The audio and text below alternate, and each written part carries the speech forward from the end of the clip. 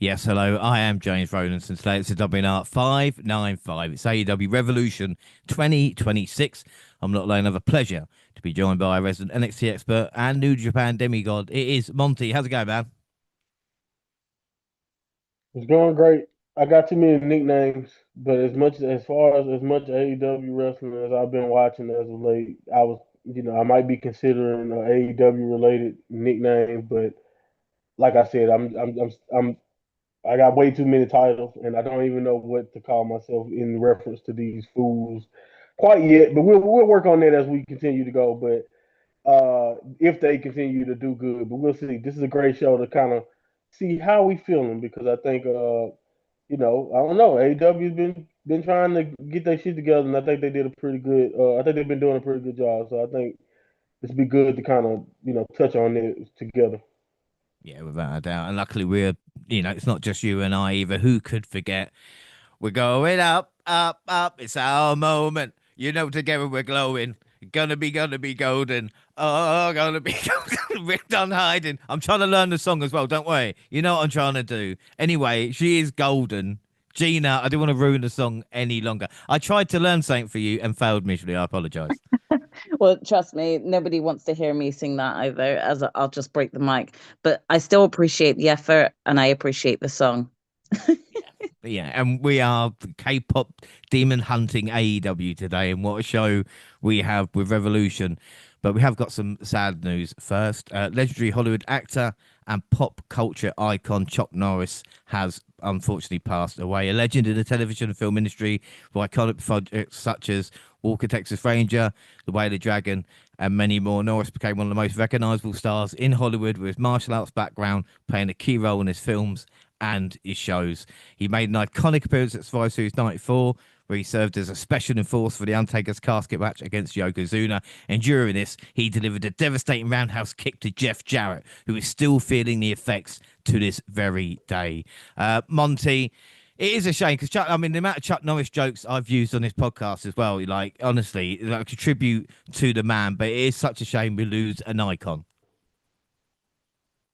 Yeah, he was larger than life. Like you mentioned, I only really knew of him growing up of a lot of the older people in my family watching Walker, Texas Ranger or whatever. And I knew my uncle was a big fan of him because he had like a picture of his wall of his martial arts because he's a big fan of martial arts. So I kind of always knew of him and had a relation to him through a lot of like I said, a lot of my family and just older people in general. But it's funny that he appeared. Of course, he was the enforcer because who wasn't a celebrity or have some name value have not made an appearance in some type of WWE format and some shit. That's one that's a piece of trivia that probably would have went over my head because I don't know how I didn't even remember that he did that, but that makes sense because he was everywhere for a period of time and he did a lot. So yeah, it shocked a lot of people, man. Like you mentioned, I also know of him more almost at this point, which is crazy to say from the internet meme and just like the way people talk about Chuck Norris and just like he's just again a quintessential badass and like the icon beyond measure. So it definitely took a lot of people by surprise him passing. But all I can do is send condolences. But like you said, he's larger than life, iconic figure, and of course, and as you can see, he touched many different lanes when it comes to pop culture and when it comes to entertainment. All the way from wrestling to movies to of course television. So yeah, man. Again, we lost a worldwide icon. So Mm. And it's nice crazy to talk. when you think about Sorry. it. Yeah, Go no, ahead. it will be missed. And I was about to say it's nice to talk about someone from the 70s or 80s and not have to go, well, this is his career. But do you know what I mean? It seems with Chuck Norris that he was a stand-up dude as well, which is always good in retrospective, you know? Oh yeah, always. I mean, it's all to be fair when you're in the limelight that long. It's always you're probably gonna have some people always finding or nitpicking or looking for something. But yeah, I mean, especially by comparison to some of the other people that with celebrity status is always like a qualifier. But as far as Chuck, the only qualifier I got for you is that uh, even in the fight to the end, it was people making memes of just like Like when I first heard that he rushed to the hospital the day before he passed, people were still making jokes like, "Oh, nah, he gonna, somebody better go check on the hospital, not Chuck Norris." So again, he's just a bigger than life figure, and like his persona is like more so just like again overarching who he was as a person. So from what I understand, like you said, a solid individual, but also just like I said, one of a kind. Also in a sense from a legacy perspective, because it's kind of crazy when you just think about how many avenues just the name Chuck Norris. I think everybody got that picture in their head of who we're talking about. So, again, rest in peace. Yeah, without a doubt. All right, on to AEW then. Dynamite and Collision notes. We're starting Collision February 28th with Kevin Knight having his eye on the world title. When Jeff was mildly amused, he will defend the Triple B on Dynamite to put Knight in his place. One thing we didn't mention in Australia on the house show they did, the Inspiration debuted in AEW. I'm sure I think we'll be fine as we talk about that. Death Riders defeated Don Callis' family. Teams were Claudio Pack and Willie Utah, and Daniel Garcia versus Josh Alexander, Lance Archer, Trent Beretta, and Rocky Romero. Moxley was on commentary. Utah pinned Rocky. Afterwards, Takeshita confronted Moxley, of course, continuing their feud. Tommaso Ciampa defeated Jay Lethal. The Brawling Birds won a squash. Protocada defeated Top Flight. Tony Storm won a squash with Marina attacking Storm afterwards. Utah is still ashamed of his baldness and ran through the crowd. Thunder Rosa and Chris Statlander defeated Sisters of Sin. And afterwards, Tekla warned Thunder to retire instead of wrestler next week. And in the main event, Andrade defeated Tomohiro Ishii. And Bandito wanted to shake El Idolo's hand, but instead got spat on. Now, Gina, I mean, we talk about Collision. Some weeks it's just not worth it, but I like it when it's a continuation of the actual program like this show was. Do you know what I mean? We actually get things continuing storylines as opposed to it feeling like Ring of Honor light, you know? Yeah, it is weird with Collision. I do find that every week I go into the show not knowing the type of show AEW is giving us this week. Is it going to be a continuation of some of the stuff that may have happened on Dynamite this week or a previous pay-per-view event? Or are we just going to get a whole match card of just random match put togethers? You either get one or the other, because there are some weeks where it's just like, why are half of these matches happening on Yeah. Collision? So the continuity is nice. Yeah, without a doubt. We continued Dynamite March 4th. We started off fast with MJF defending his Triple B against Kevin Knight. After a fun match, MJF hit the Heat Seeker to win and retain his gold. Afterwards, he tossed Fensberg out of the ring and threatened Knight. Hangman and Page arrived to distract the Salt of the Earth for the roundhouse from Speedball Mike Bailey. But again, Monty, I know Kevin Knight was never going to win, but it's nice to see him kind of spotlighted. We know kind of how good he is, and he's getting his chance to shine now. Yeah, I think ever since his situation with Swerve and just like you mentioned, and he's kind of everybody. I don't know if we'll talk about this, but I think it's kind of funny to me how if you are like you mentioned, if you are in the trios, you mentioned this before. If you're in the trios division, you seem to kind of want to single out yourself. And even as the weeks have gone by, we've got a chance to see it from when Hangman was a trios champion. Obviously, we got to see it, and we see with Kevin, and even with Speedball now, it seemingly we are getting like a focus to where all right, well, I want to prove myself also in a one-on-one setting, even though I'm the trios or I'm in the trios division, I'm a trios champion. So but it seems like ever since his kind of like back and forth with Swerve and kind of doing his thing and proving himself to be someone definitely to watch in the future, it seems like AEW is doing a really good job of kind of not only allow him to showcase his talents in the trios division, but allow him to kind of get his feet wet as a challenger and as somebody who is a legitimate threat to maybe future or maybe in one day in the future be that be one of those guys who can be a future AEW champion. You never really know.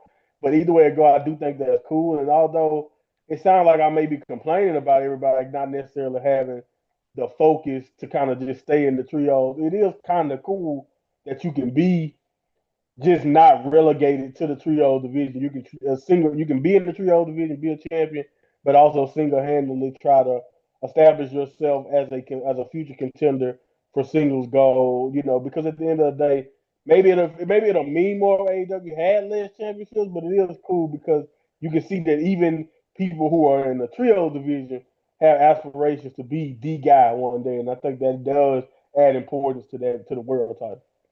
Yeah, no, I agree with you. You know, we talk about it, but it just seems that yeah, if you want to be a trio champion, then you know, if you there are teams out there, so we'll see how it goes. Darby Allin, Orange Cassidy beat Clark Connors and Gabe Kidd, freshly squeezed 100% proof with an orange punch to win.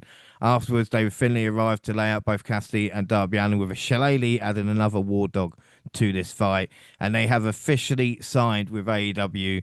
I mean, Gina, what are your thoughts on this? So we know Gabe Kidd, we know Finlay, and this is what feels good because we're, you know, some AEW fans might be, who are these guys? And we're like, oh, actually, we know them from New Japan, you know?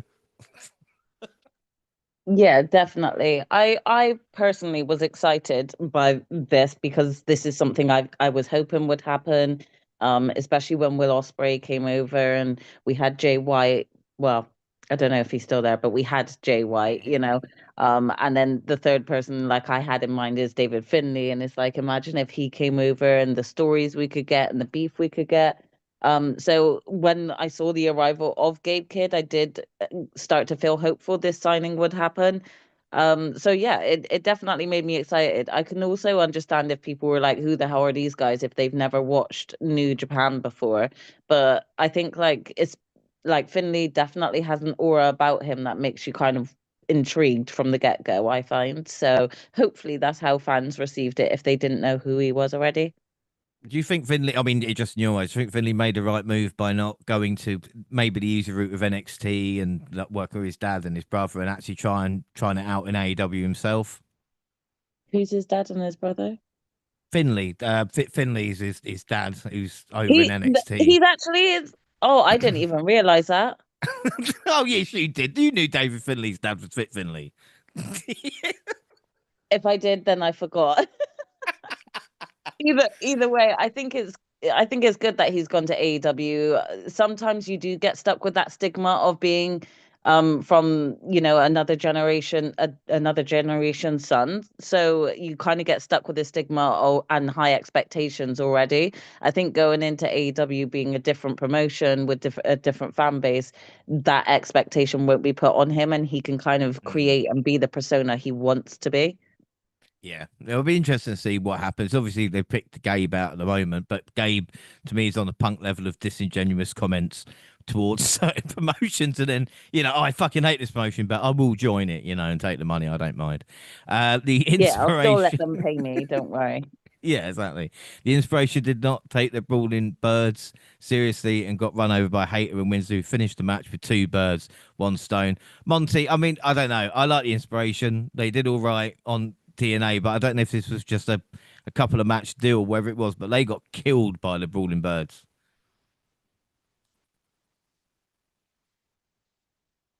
Yeah, probably as they probably should. To be honest, like let's just be honest. Like, I do think it's funny because of where like that they were just like the tag team champions in Impact.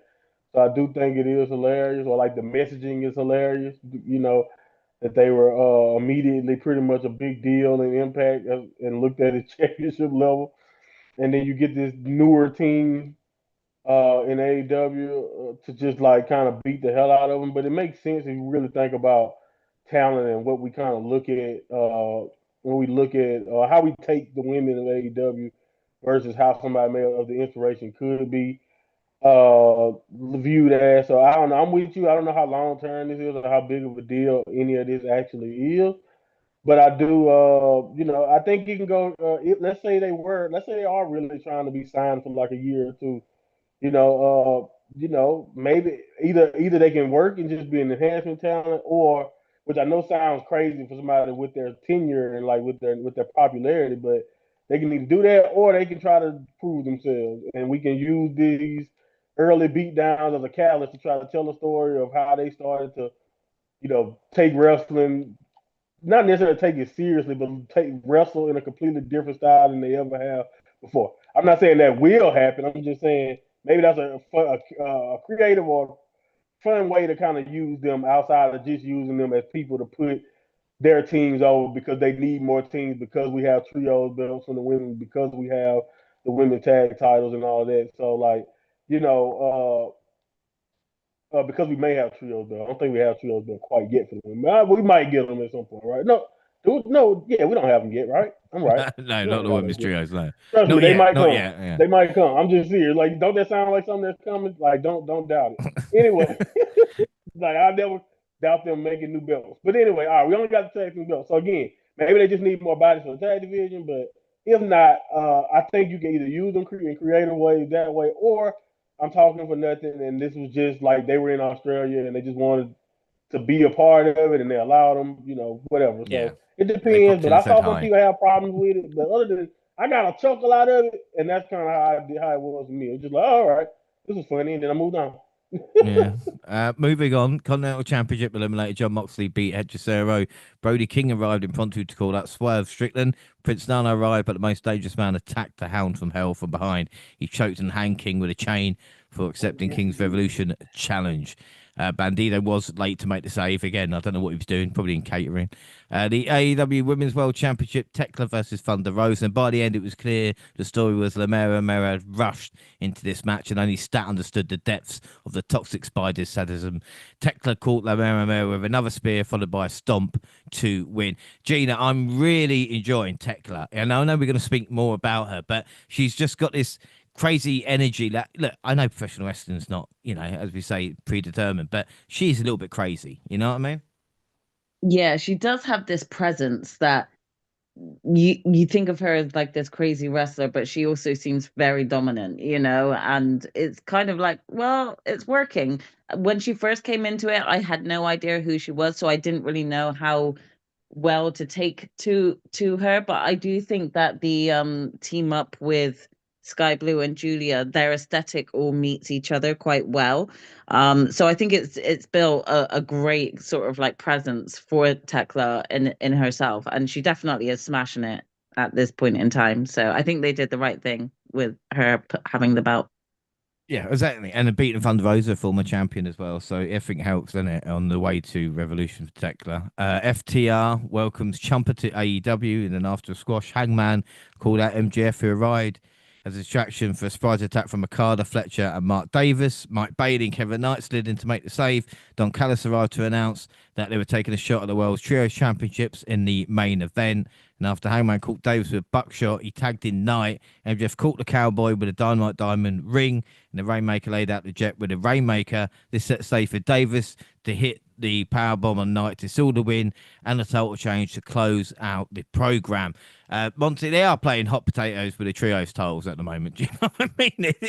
But again, Dynamite, especially this episode as well, felt like anything could happen, and I think the main event was leading into that, and it was quite an exciting way to finish a show. Yeah, and kind of in a similar way, than what we kind of got with like out of nowhere, like Rhea and Io kind of losing the belts, and then we go in the chamber and that frees up Rhea. This felt like a way to kind of do that for Hangman in a sense, but yeah, man, this is also smart though. Just also everything was logical, everything was smart too. I think it was not only was a fantastic trio match and like with a satisfying conclusion, but yeah, I think that's what people kind of forget. Like whether people believe it or not. And I think, and I'm not saying people don't understand it, but like it'd be funny to me because a lot of fans love to tell you about the Attitude Era and what they missed.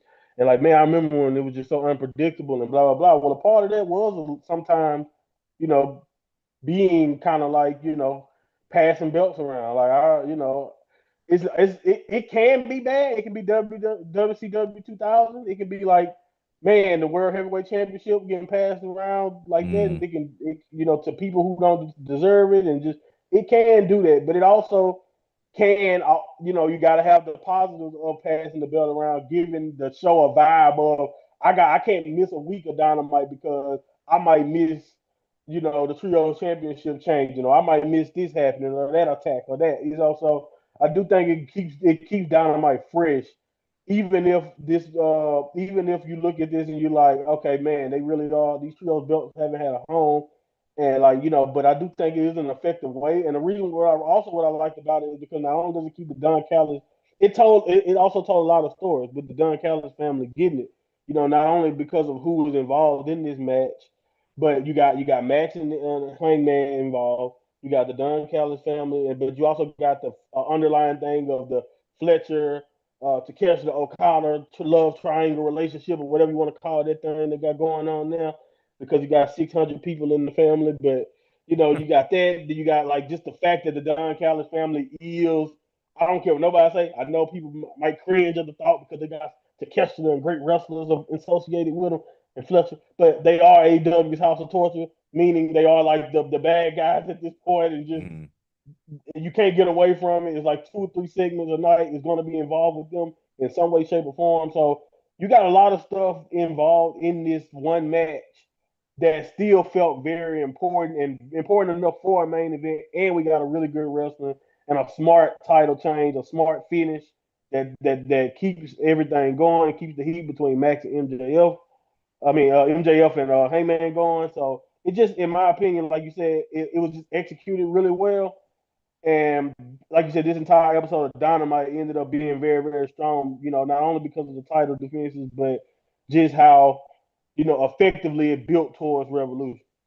Yeah, and I don't know what's wrong with me, but I enjoyed Collision again, March 7th, and it's a sense of urgency that it's got. We had the AEW World Tag Team Championship, FTR defeating the Rascals. This was a great tag match for FTR, sending a message to the Bucks. Daniel Garcia defeated Tommaso Ciampa in the Battle of the former TNT champions. Garcia reversed an Irish whip to send Ciampa into the ropes, colliding with Mark Briscoe. Garcia got the win afterwards. Briscoe apologized. Ciampa slapped his hand away. Briscoe exited the FTR, returned to flex on Ciampa. Briscoe was back to protect Ciampa, and we all know what happened. Ciampa attacked him on the stage and laid him out with a running knee. Now, Gina, I don't know how long Ciampa's contract is, but he has had a year of booking in about a month, hasn't he? Do you know what I mean? Like, now he's a heel. Trust me, I'm a bit whiplashed by it. Oh, it was great to see him debut. It was great to see him get such a strong start. And it kind of, as strong as it started, it shot to zero real quick. And then it went from face to heel real quick. It was just like chop and change like shit. He has literally had a whole year's worth of storyline in It's the like, space of a month. what do we do now? Do you know what I mean? Yeah, What where is does what's his left to story cover? go here? What do you do to keep it hot with him still? Who do you put him in the storyline with next to not make him look so, I don't know. We, Maybe you'll team up. Maybe you'll team up with Briscoe again next week, and then turn them again the following week. Do you oh know what I mean? God, whiplash. Who knows? Swerve Strickland defeated Gravity. Chris Statlander wanted Tekla in a 2 out of 3 falls at Revolution. She won't kill Tekla once, she will kill her twice. Tekla answered the challenge. What makes Statlander think she can beat her twice? She is everything that Statlander is afraid of. We did have a money tag team match. We've not had one in AEW in months, so I'll let him off. $200,000 four-way tag. Private Party defeated the Outrunners, LFI, and the Swirl. Dalton Castle was hilarious on commentary. We found out the Revolution pre-show will have a 21-man blackjack battle royal for the AEW National Championship. No comment from Ricochet yet. I mean, how much talent they have is unbelievable. I mean, why sign the Dogs and other people if they've just, I don't know. We'll talk about it. We'll talk about it. The Dogs won a squash. Megan Bain and Lena Cross defeated the Timeless Love Bombs. Shafir ran into Paul Storm off the apron. This ended with a brawl. On the next segment, Storm and Shafir were still under the ring fighting. And then Takeshita defeated Claudio Castagnoli with John Moxley on commentary. And Moxley and Takeshita went face to face afterwards. Takeshita said he doesn't need anybody's help to beat Moxley. Again, Monty, a hell of a show and a great main event. Takeshita versus Claudio, like, I don't know. Maybe I've just had enough of WWE or something. I mean, yeah, but see, that's why I don't compare them because I know I'm going there for different. I know I'm getting different things, but I understand what you mean. But I think honestly, the funny thing about this is I end up watching the collision that didn't matter, which is the next week. So, but anyway, but yeah, so I still don't get a chance to catch all of it, but I'm glad this was all pretty good. But from what I mean, anytime to catch the wrestles and then you getting a chance to fight Claudio, I mean, like, goddamn, that's one time I do wish because I actually saw the little early announcement of the collision card because they usually give you a good sign. of what you about to see. Like if it's just a couple matches that this ain't random, this ain't random, then you probably know that collision is gonna have a lot of randomness with some decent or some promos in between or something like that. But yeah, so again, I didn't see this match, but I can almost guarantee you it was great because of who's involved. But yeah, man, like you said, that's one of those things. And I think what you're talking about, or that feeling, I think that's making you think about WWE like that, is that because we got to this point in WWE to where, don't get me wrong, I do think they do give us some quality wrestling. Like speaking of that, the most recent SmackDown with Dragunov and Melo, they give you that, but it's not really always gonna be. It's not always like a consistent dose of it. It's a lot more. Let's get this segment over to tell the story the next week. But when you're in the AEW flow, you're getting like you getting story, but you're also getting like unbelievably just it's just nowhere like that where you're gonna get this type of wrestling quality on a random Saturday night on free TV. Like we getting like four star, five level star level pay per view matches in the main event of your weekly television show just for the hell of it. Even if it and then it but then this just so happened to advance a story between Takeshita and Moxley, the Death Riders, and all that. So and the Don Callis family. So again, I agree with your assessment. Like maybe you just tired of WWE because I do think that plays a factor. But I also just think AEW is just hitting it out the park in general with what they're doing, with the quality that they're giving us at this point. So they deserve hats off to them in that regard. You know. Yeah, without a doubt, yeah, it makes me feel bad. Like, I'm actually enjoying the product at this moment. Like that doesn't normally happen.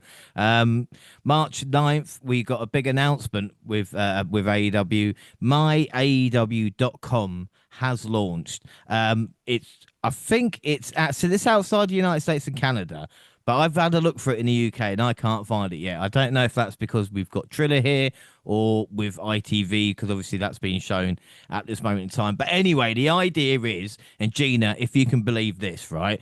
AEW want to give you for just $9.99 a month, right? The AEW weekly shows that it's got, Dynamites and Collisions. Going to give you Ring of Honor, the Honor Club, and also give you a pay-per-view. No, it's not going to give you a pay-per-view. For £20, it will give you a pay-per-view. So, I mean, will that change your habits if it becomes available in the UK? No. No, that's good. I mean, are you interested in it anyway, just for like, the Ring of Honor Club? Because you always tell me you need more wrestling. I think it's useful for those who are interested in Ring of Honor. I don't have the time capacity for Ring of Honor, so I wouldn't see the benefit in me spending that. It'd be interesting to see the UK prices once they come over as well, because at the moment it's £15 for pay per view, like I said on Triller, and I think the AEW subscription is about £6. So I mean, if I can get it for £20 a month, then it would be something. But at the moment, I can't. It's not on the Fire Stick or anything like that. So God knows. But again, at least AEW are trying something, Gina. Do you know what I mean? They're going, look, I know you miss the network. Here's something that, and you can watch old Dynamites and Collisions and stuff as well. Yeah, to be fair, that is one of the biggest perks, because there are times that I do sit here thinking I would love to watch some old school WWE or something like that. And it's probably the same with AEW. When they very first started showing and airing, a lot of their storylines was quite fun because it was all new. So yeah, I think that would be a benefit for sure. Yeah, and then like I said, we come up to seventh revolution, so they have got nearly 6 years of stuff. And also to go to Dynamite March 11th, and we mentioned this on the AEW catch up, Gina, and I think you jinxed him because Excalibur was missing, and I was really freaked out because I was like, Gina said that, like if Excalibur was to go missing, and he wasn't there. I don't know why he wasn't on commentary. Did you do something? No, I think maybe he had a barbecue to attend. There we go. We had Claudio Mox defeat Necessero and Takeshita, and it was like to the eyes that got the win for Claudio. It was poked to the eyes even. Afterwards, the Don Callis family arrived to let Death Riders, but the Alpha refused to weaken Mox, making it clear he was going to beat the Continental Champion fair at Revolution. And again, Monty, this is a story we're getting. Heel. Takeshita is he's been a face now for 6 months. He's more facey than Moxley, and yet he's a heel, he is so babyface that he don't seem to realize that Don Callis is a despicable human being. Apparently, for him to be able to get, I don't see how he hasn't connected the dots. And maybe I need to get away from this guy, but and these guys to be exact. But I just love the frustration of Hechicero because Hechicero been waiting. I cannot wait for some reason. It seems like it's such a weird little thing, but I cannot wait to when they finally pull the trigger because I know they're gonna do it. They're gonna get sick of his honorable acting at some point, and I know the first person that's gonna jump on Big Sketchman is Hechicero because he is so annoyed that he will not, take out Moxley or do anything. And it's just, I love the frustration. I love even Archer's confusion. Like, I just love the heels being confused. That this, hello, you're hanging out with a bunch of bad guys. You don't want to be bad. Like, what is wrong with you? Like, that is so fascinating to me. But yeah, I do think it's cool. It makes it interesting because again, I think it's a different way to tell a story that we all know the story. But it's always cool. Even the natural heel in my personality, as annoyed as I am in real life with a person like that, a goody two shoes like Takeshita, I do find it very honorable, I guess, and appealing that even despite, this is a great lesson for young kids. You know what I'm saying? Like peer pressure, like, hey, you can't peer pressure Big Takeshita because he should have been took advantage of the numbers, but he choosing not to. I respect it. Yeah, without a doubt. Another thing I noticed on Dynamite as well is goddamn Speedball is fun to watch. Oh, I loved him watching him in TNA and Impact. He put on a banger against Carl Fletcher coming up short in his quest to win the TNT Championship. Fletcher had to cheat to retain. But again, Gina, this, Monty and I touched on it as well. This is the difference. So I watch WWE and sometimes it feels like, I have to watch the product wherever it is. And then I watch Speedball and go, God damn, I could watch him all day long. Just he's fun. Yeah, and I think that's what we're missing sometimes. Definitely. Speedball still feels like a breath of fresh air, you know? So when you see him, it still feels like unpredictable what you're going to see. And you know already that you're going to be seeing something high flying and exciting. And yeah, I think sometimes like WWE missed the ball because they don't push their people who could fit into that slot. They kind of more have them sort of job out rather than give them the opportunity and the chance, you know? So I think that's the difference there for sure. Yeah, doubt. Brody killed some poor cunt. He then promised to find the most dangerous man, only to be attacked from the crowd by a disguised Swerve. This time, the Hound of Hell broke the chain of Swerve and choked him out over the ropes. Prince Nana had to help Swerve escape King, clearly rattled by the power of his Revolution opponent. And again, I mean, it's a match by the numbers, really, Swerve and Brody King, but at least they're giving Brody King a little something to do, Monty, because again, he has been so entertaining and he's connecting with the crowd as well, And this is where I'll give AEW props from an improvement from their own standpoint, not just from an improvement over their competition. But I'll give AEW props because I feel like a few months ago or even last year, Brody King would have challenged MJF, lost, and we wouldn't have seen him on TV for a few weeks. But they realized instead of halting his momentum like they've done others in the past or like they've done in different situations, instead of just snatching him off TV because he lost his world title, they were smart enough to realize, oh, we can use this momentum. We can use how over he is and just how great that he is in general. We can use this and can keep him involved. Put him in a feud that may not be over a championship directly, but he's going against a world championship caliber person and Swerve, and like Swerve needs this too because Swerve just had a recent character change. So again, I think in the past I've been critical. In the past we've all pointed out when Tony or when whoever's making a lot of these decisions pull people off TV or when they did that. But now I can give him a little bit of credit because now everything feels nice and the pacing feels great heading into Revolution. And you pull a guy that not just because we like Brody King, but again he had momentum and he lost a championship match. And like I said, in the past we've seen them just take those people off television and we don't see them again until they just pop up randomly somewhere else. But now Brody King again, staying on television, staying in the mix. And like I said, just by association and fighting this feud with Swerve, he is still by proxy in the world title picture from my point of view. So again, I think a lot of that has to do with just decision making and keeping him visible. Yeah, I think one of the things missing from AEW at the moment, and something they have done in the past, is the ranking system. And especially with the amount of championships hanging around, at least like I said with Okada, he wouldn't be in maybe the AEW World Title picture, but he'd be number one, and then you could have people like I said, Kevin Hart, Speedball behind him, or whoever it is, and actually work it out in that way. Interesting though, like I said, AEW is exciting. Darby Allin, Orange Cassidy faced Gabe and Finlay. Clark Connors stopped Cassidy with a tire iron to the head, which allowed Finlay to hit Dominator on Allin and Kid with a pile driver for the win. The Dogs continued to attack till Roderick Strong made a surprise return. He teased working with the Dogs for helping them clear the ring. Gina, did we care enough about Roderick Strong? Because I was like, oh, okay, but the crowd liked it. Yeah, I mean, when they said he's making his return, I actually said he was off. That's not to shade Roderick Strong. I just really didn't realize that he actually was off for a bit for him to be coming back as a return, So yeah, it wasn't that big of a pop for me in seeing his return, but it was nice in terms of keeping continuity with the storyline of Roderick Strong never wanted to be a part of his group, but now he's coming for the save. Yeah, without a doubt. TBS Championship with a Nightingale versus Persephone. We should mention Persephone defeated Mercedes Moné to become the new CMLL World Women's Champion on March 6th. Willow retained this one in a fun match. But again, Monty, I mean, Willow gets a defense. Persephone's quite impressive, and Moné loses yet another championship.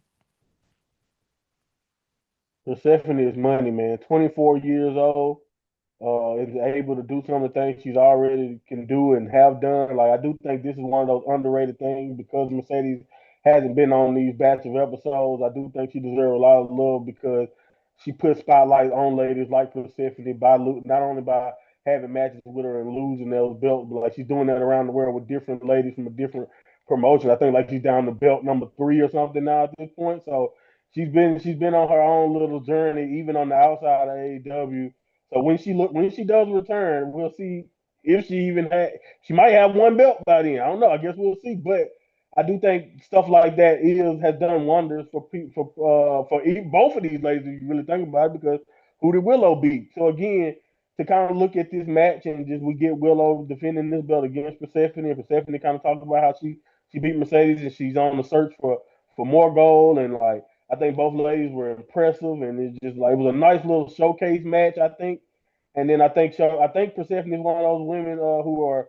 I think she's still associated with CMLL, but she also got an AEW deal too, so we might see more of her more consistently. So we are in a great space in the women's division of AEW, and a lot of that, and I think the future is bright when you got someone like her who's just so young, so talented, and again like can wrestle a different style. Like she can high fly and she has strength with her frame and all that. And then you also got again Willow, just a workhorse, doing what she does.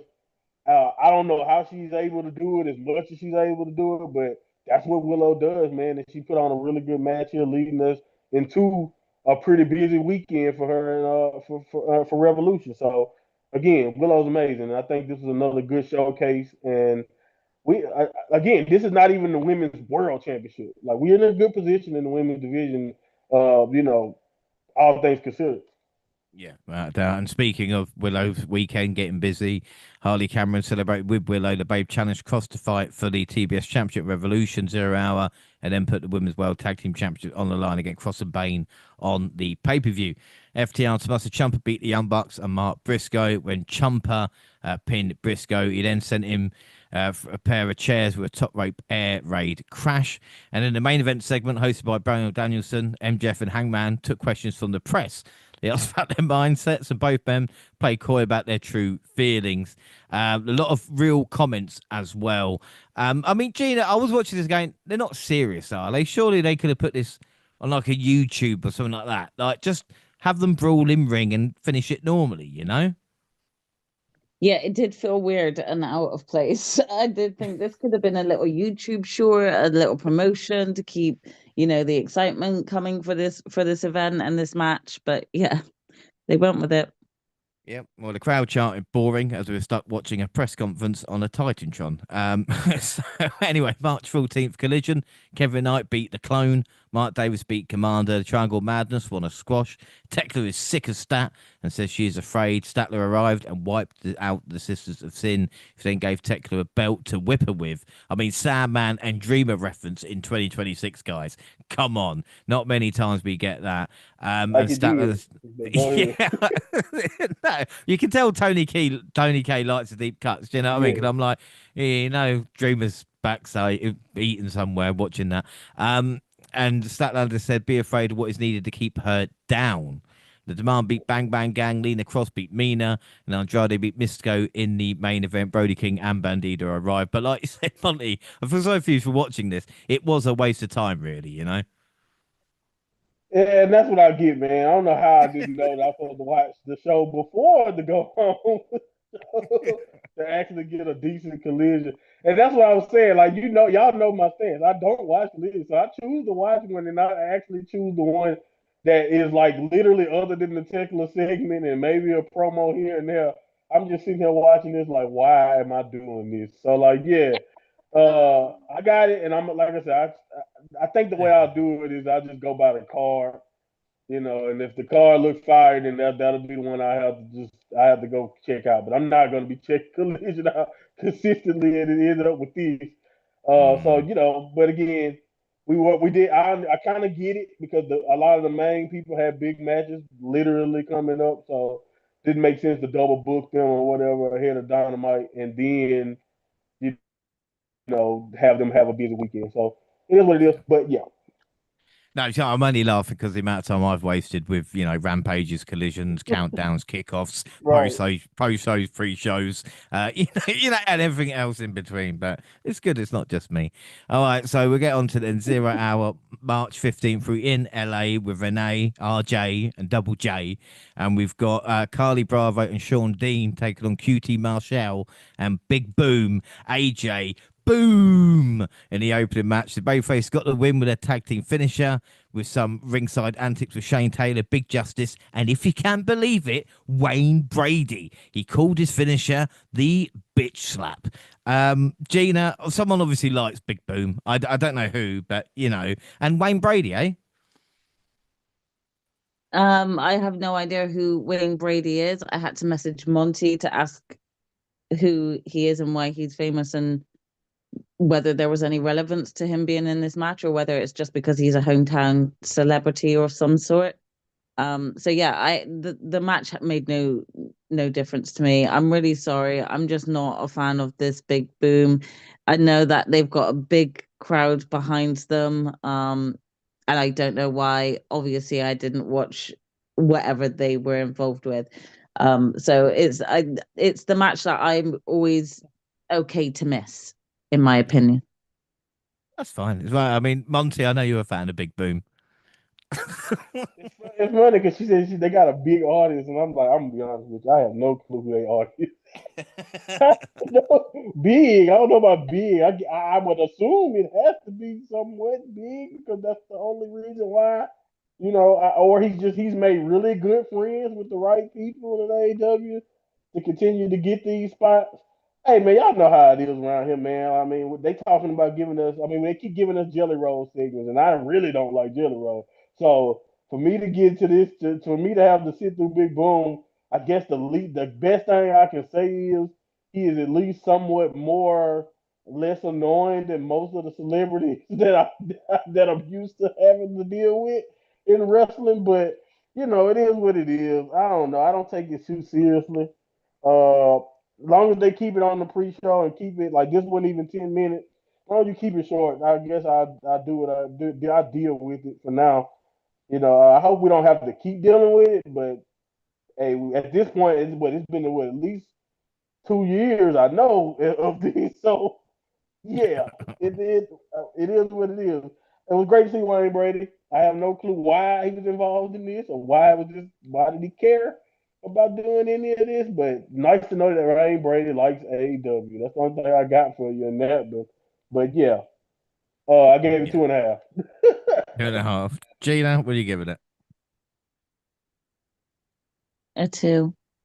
2. I'm gonna give it a 3 because Wayne Brady, man. Like, whose line is it anyway? Like, it's nice when someone shows up that I know. You know, like I said, I didn't watch it live because I was doing other things, you know. But I'm glad you knew again, though. I'm glad you knew of oh, them. Matt, I've got you. You know, that's what I'm saying. Okay, I'm there. I'm older. I know. Yeah, interesting way to start. Predictions: the WNR Prediction League 2026. This is after the Chamber, but before Vengeance Day, and of course Revolution, the first AEW show of the year. WWE League: Monty on 0, Gina, James, and Jaxie all on 1. Bonus league: Jaxie on 5, Monty on 7, Gina 8, I'm on 9. And like we said, we've not started AEW. We've all gone boom, and we're all on 1. The TBS title was on the line when Willow Nightingale defended the belt against AEW newcomer Lena Cross. They woke the crowd up with a stiff exchange of chops, which initiated the final sequence of moves. Both women had a couple of close calls, but Nightingale was able to attain with a backslide. But as soon as the match was over, Megan Baden appeared outnumbered to attack the champion. Hardy Cameron made the save with a lead pipe, but it might have been too late for later. I'll work on that. Monty, what are your thoughts? Yeah, I try not. I'm not gonna be. I could be hard on this, but I'm not gonna be as hard as I probably could be, because I do understand they were double booked, and I understand they probably weren't gonna try to go for the juggler in this pre-show spot. But Willow found a way to win. I like the story. I like her surviving and just getting a way to, figuring out a way to survive Lena, who showed a couple flashes of decent moves. Even though I'm gonna be honest with you, I'm not too sure. I've heard things about her. Like I heard people say Lena has, she's had good matches and she has some talent, but I had to give her some time. When it comes to just Lena in general, and especially in a one-on-one setting. I like her with Megan, but I don't know how much I don't know how I feel about her, or how credible I feel like she is right now in this position. But she's still new to me, so we'll see how that goes. But I thought this was okay, and it was solid enough, and it told the right story to get us to the next chapter, which is the tag team championship match. I did think that Lena, or just in general, even with Megan, but when she finally came down there, I thought they could have went even harder. They could have just tried to hurt Willow, because maybe you don't want to try to hurt, but I just think a little bit more physicality would have made even more sense, because you do want it to be obvious that Willow is the wounded one. But I think they did enough for us to find it believable, because honestly, wrestling two title matches in general is like, you know what I mean? That's bad enough. So I guess I can not be that critical about the beatdown, but they did what they needed to do. They told the story. I'll give it like 3.25, but like other than that, I didn't think they did. I don't think it was too impressive for me. But again, it's from a storytelling standpoint, understanding what's coming later. I thought it did good. Yeah. I mean, Gina, this is the thing. I mean, I'm not going to complain about having another women's match on 0 Hour or pay per view overall, but there's plenty of other talent rather than having someone who's already a champion, if you know what I mean. Yeah, definitely. Don't get me wrong, I'm a big fan of Willow, but I'm just not a fan in general about double champions. Unless you're Mercedes Moné, where you're like eight belts in. But like, it's times like this where you're like, okay, great, I get it, but have you done this so that you could protect Willow for if they do potentially lose the belts earlier? They're like, yeah, but she did won this one match, or like, could you not have, like, that spot could have been taken by another female wrestler, because you've got loads of female wrestlers still on your roster that you're doing nothing with, who sat in the back in catering at this moment in time. I would have even loved to have seen, I don't know, Athena be in that spot, Yeah. and be, something like that. I would love to see Athena come back, just putting the feelers out there. You put it out there, hopefully it'll happen. But still, Like you it's did it's just Excalibur. Yeah. yeah, but yeah, the thing is, I don't like it across both platforms. So it's not just, AEW. I have a problem with, when Becky was two belts Becky. I kind of made a comment maybe about it as well. Then I was saying I'm just not a fan of like dual belt champions. Like, if you're a world champion, I don't understand why you're a tag champion too. Like, you should be just focused in your soul lane of the singles world title picture, and the tag champion should be focused on their tag division. Yeah. That's how I personally feel. So for me, I wasn't a big fan of this match being put together, especially because Lena Cross was somebody new coming into it again. And yes, she's tagging with Megan Bain, so the feud between them makes sense for them to have a match. But technically, you've just got this new person who's coming and has just jumped straight into a title opportunity, you know? And there's, again, loads of women on the roster that could have been in this spot. So yeah, it was up and down. I liked that we got to showcase a bit more of Lena for those who don't know her for the upcoming tag match, you know. So that was a plus as well, I guess. I gave them a 3.5. Perfect. Yeah, I'm going to give it a 3.5 as well. I thought this was a good hard-hitting matchup. Predictions, we all went Willow, so we're all on 2. And Ricochet was at a huge disadvantage by having to defend the national championship in a 21-man blackjack battle royal. The competitors included a wide array of opponents, including Shibata, Ciampa, The Clone, Daniel Garcia, all 3 members of Bang Bang Gang, and more. Jack Perry arrived in a special Jurassic Express bus driven by Luchasaurus. That's where Luchasaurus has been then, driving buses. Gates of Agony were sent to the back, and it came down to Ricochet and Perry at the end. After several teasers, Perry finally eliminated Ricochet to become the new national champion. I mean, Gina, obviously I want to get your thoughts on this match. It is a battle royals, maybe not to say, but you picked well as well, I got to say about that. Yeah, I mean, this was such a big it was just a big guess from me, if I'm being truly honest. I had no idea. I didn't know who was going to be in this match apart from Ricochet, and I can't remember which show it was on, but I think there was like a little, you know, video package, and they mentioned Jungle Jack Perry, sorry, being in it, and I was like, do you know what? Instead of going for Ricochet because he's the only one I know in this, let's just go with someone different. So it was a full-on fluke, but I do think maybe it was the right call, just in terms of I can't remember. Has Jack Perry gone for this belt before and he lost to Ricochet thanks to Gates of Agony getting Yeah. involved or something like that? Yeah. So if anything, if Jack Perry was going to be in this match, it was the right call rather than him lose it again. Because if he did, then it's kind of like Jack Perry's not able to get past Ricochet, is he? So yeah, I definitely think it worked in Jack Perry's favor to be able to get that win. No, I mean you called it a fluke, but you know you did do it, so I think fair play to that. I mean, and again, I thought maybe they might save it for Perry to get a pinfall victory over Ricochet, but with it, Perry saying it was in his hometown and all this, like it was like, oh yeah, okay. We didn't see the finish until the main show. Other highlights: Leo Rush was compared to Gollum by the commentary team. He is bald now. So is Johnny TV. I've already said I'm a fan of Dalton Castle. Monty, I watched a bit of this and I just wonder like where people have been like, where's Varouche been? Do you know what I mean? And it is crazy how big a roster AEW has, you know? Yeah, I think this match. I think that's the reason why they do a lot of these. You know, even when it comes to the casino battle royals and stuff, I think they love showcases, just flexing it. You see, these people right here don't even these people being catering half the time with some of these guys, and you know he good. You know that's a good wrestler right there that you ain't seen in a while. So yeah, it's a great little showcase of like the talent. And like you said, everybody kind of usually have a moment. I mean, we got Sabata, we got Juice Robinson, you know what I mean? We got people, we got a lot of you know, AR Fox. AR Fox came in there doing all types of crazy shit, and I'm just like, I never see AR Fox. Like, Mm. why do y'all just? Why is he always on the sideline? Like, he's so talented. But again, I can't complain because if you know if you put AR Fox in, maybe you don't get as much speed ball, maybe you don't get as much of these guys and that guy. So again, it's insane. We got Ace Austin. There's just so much talent that AEW have, and I do think that's kind of like what this ended up being. It just ended up being a great showcase of that.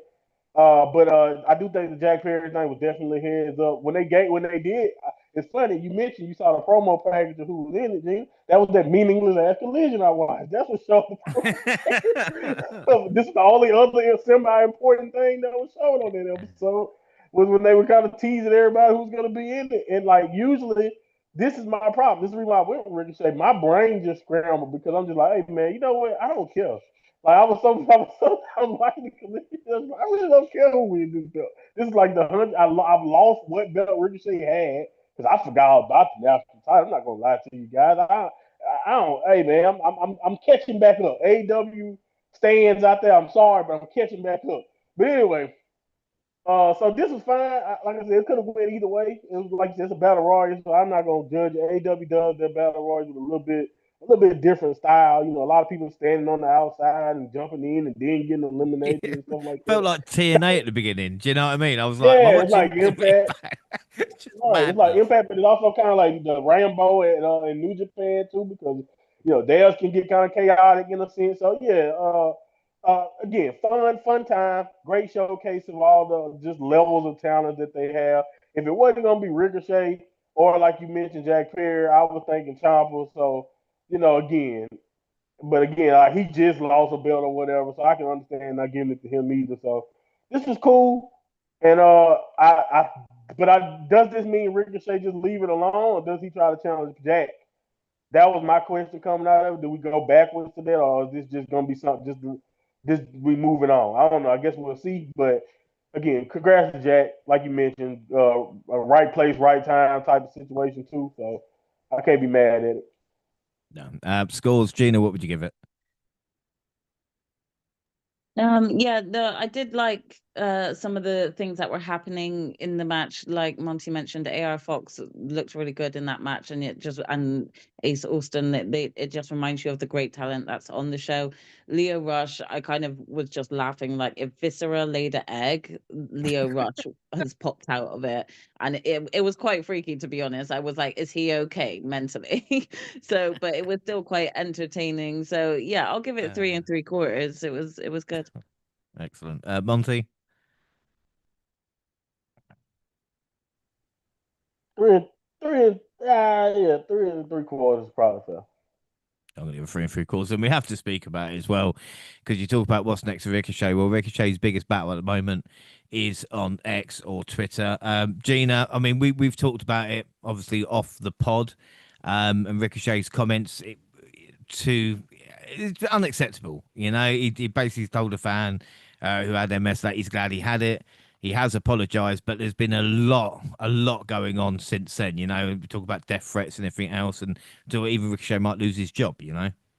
Yeah, I mean, the thing is, if we're talking about the comment, it was stupid. He should never have made it, and he should have made an apology immediately rather than wait 24 hours or however long he waited, being told off by management to put that apology out there. He should never have just made that comment. I think, there's a lot of when you're a heel, there is a lot of things you can do. We've seen it happen time and again, diss the hometown state, that sort of thing. But there's always there's just some points that you just automatically know that's just a no, and this was one of them. So Ricochet is really dumb in this instance. However, I do not agree with the online hate that has come his way and his wife's way. It's absolutely disgusting. The death threats. Where was all of this energy when Hogan's on his racist tyrants? Where's all this energy then? Where's all this energy when Vince McMahon was saying the N word all over WWE TV and Booker T had to sit there and take it like an idiot? Like, I'm sorry, but the energy just shows up for the wrong instances, in my opinion. Yes, you can say to Ricochet, take a break from social media, man. I think you did it wrong. You need to take a break and yeah, go on a course of sensitivity training again or something. I don't know.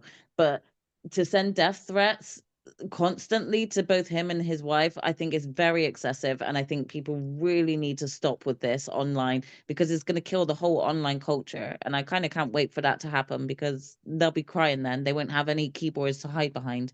But it's disgusting behavior, not just from Ricochet, but from the fans. You're cussing him out for being so disgusting. You're doing the exact same thing.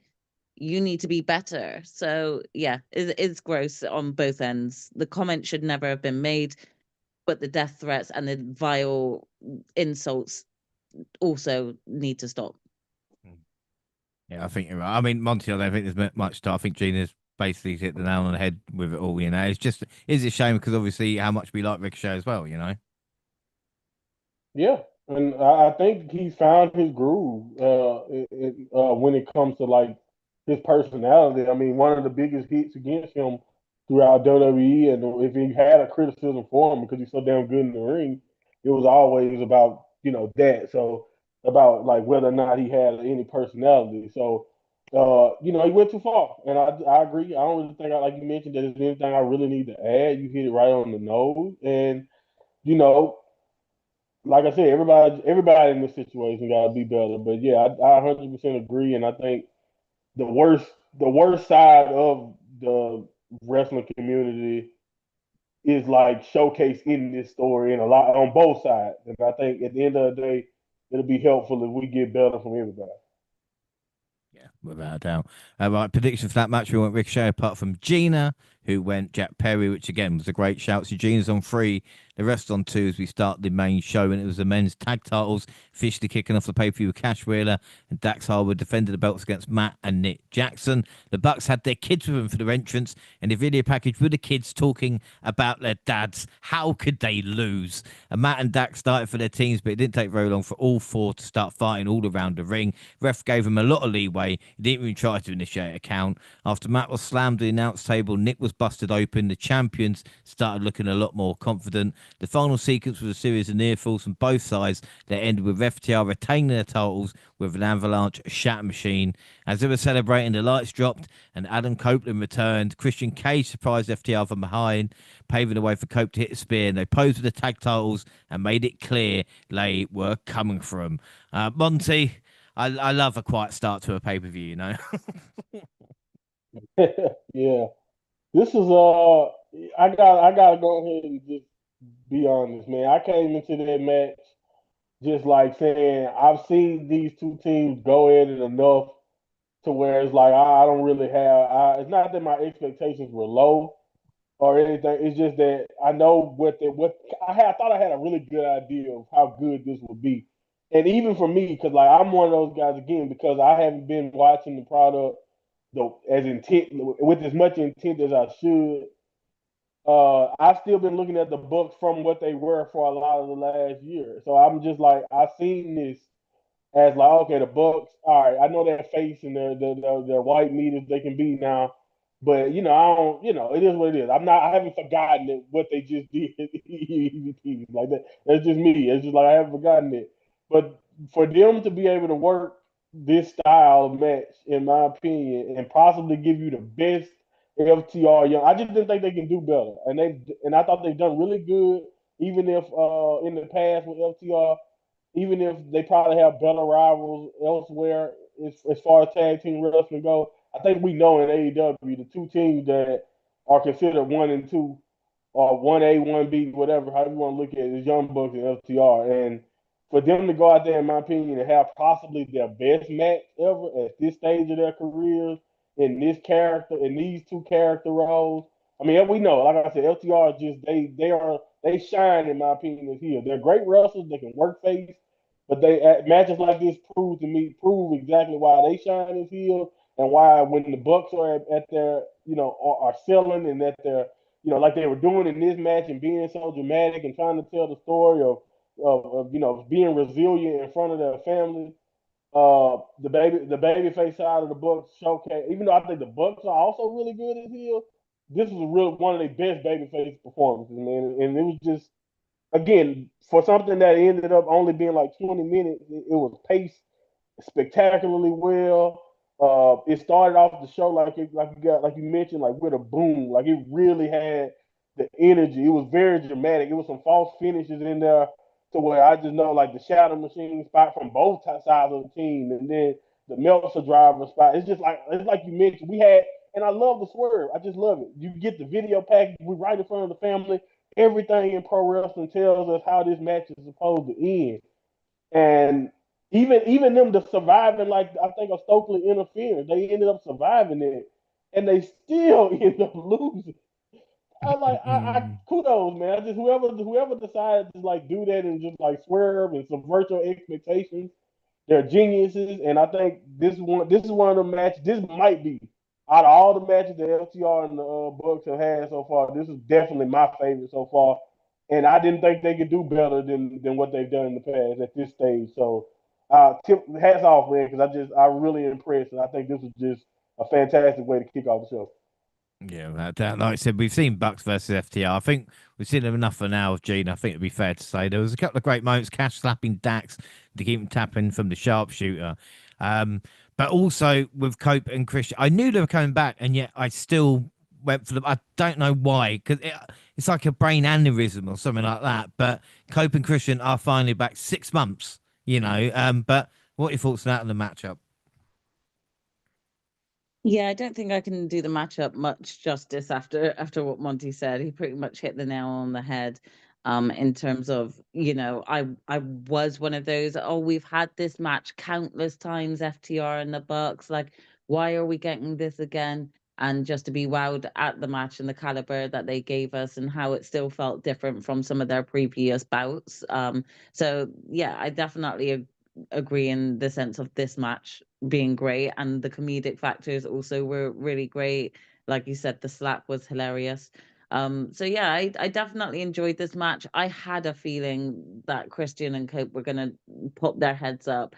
Um, I just felt if FTR get this win, what's next for them? And if the Bucks get this win, what's next for them? And I could more see an outcome for FTR getting this win and then Cope and Christian coming back because they went out from AEW with beef from FTR, didn't they?